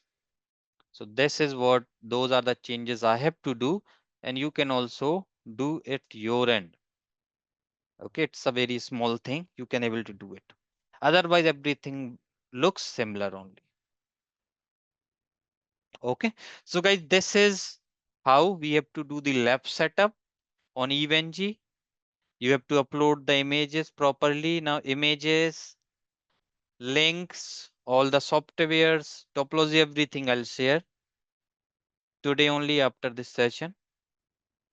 Now, this firewall, this is my firewall which I'm on VMware. Got the license as well because I have activated. See, it has all the licenses now.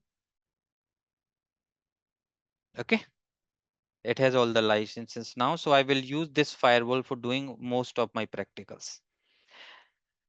In the same box, I will basically use this dynamic updates and everything in the next class. And also one more pending thing.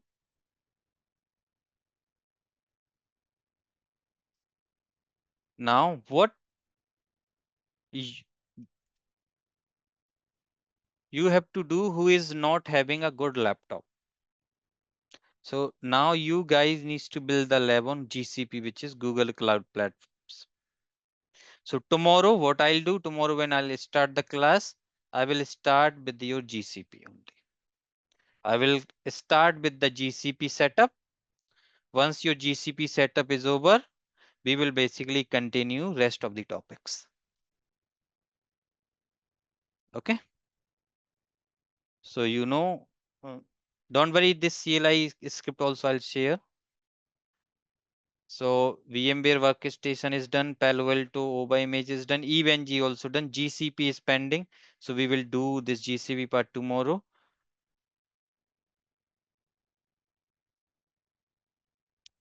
And after that, I'll have to move towards those topics because those are the important topics.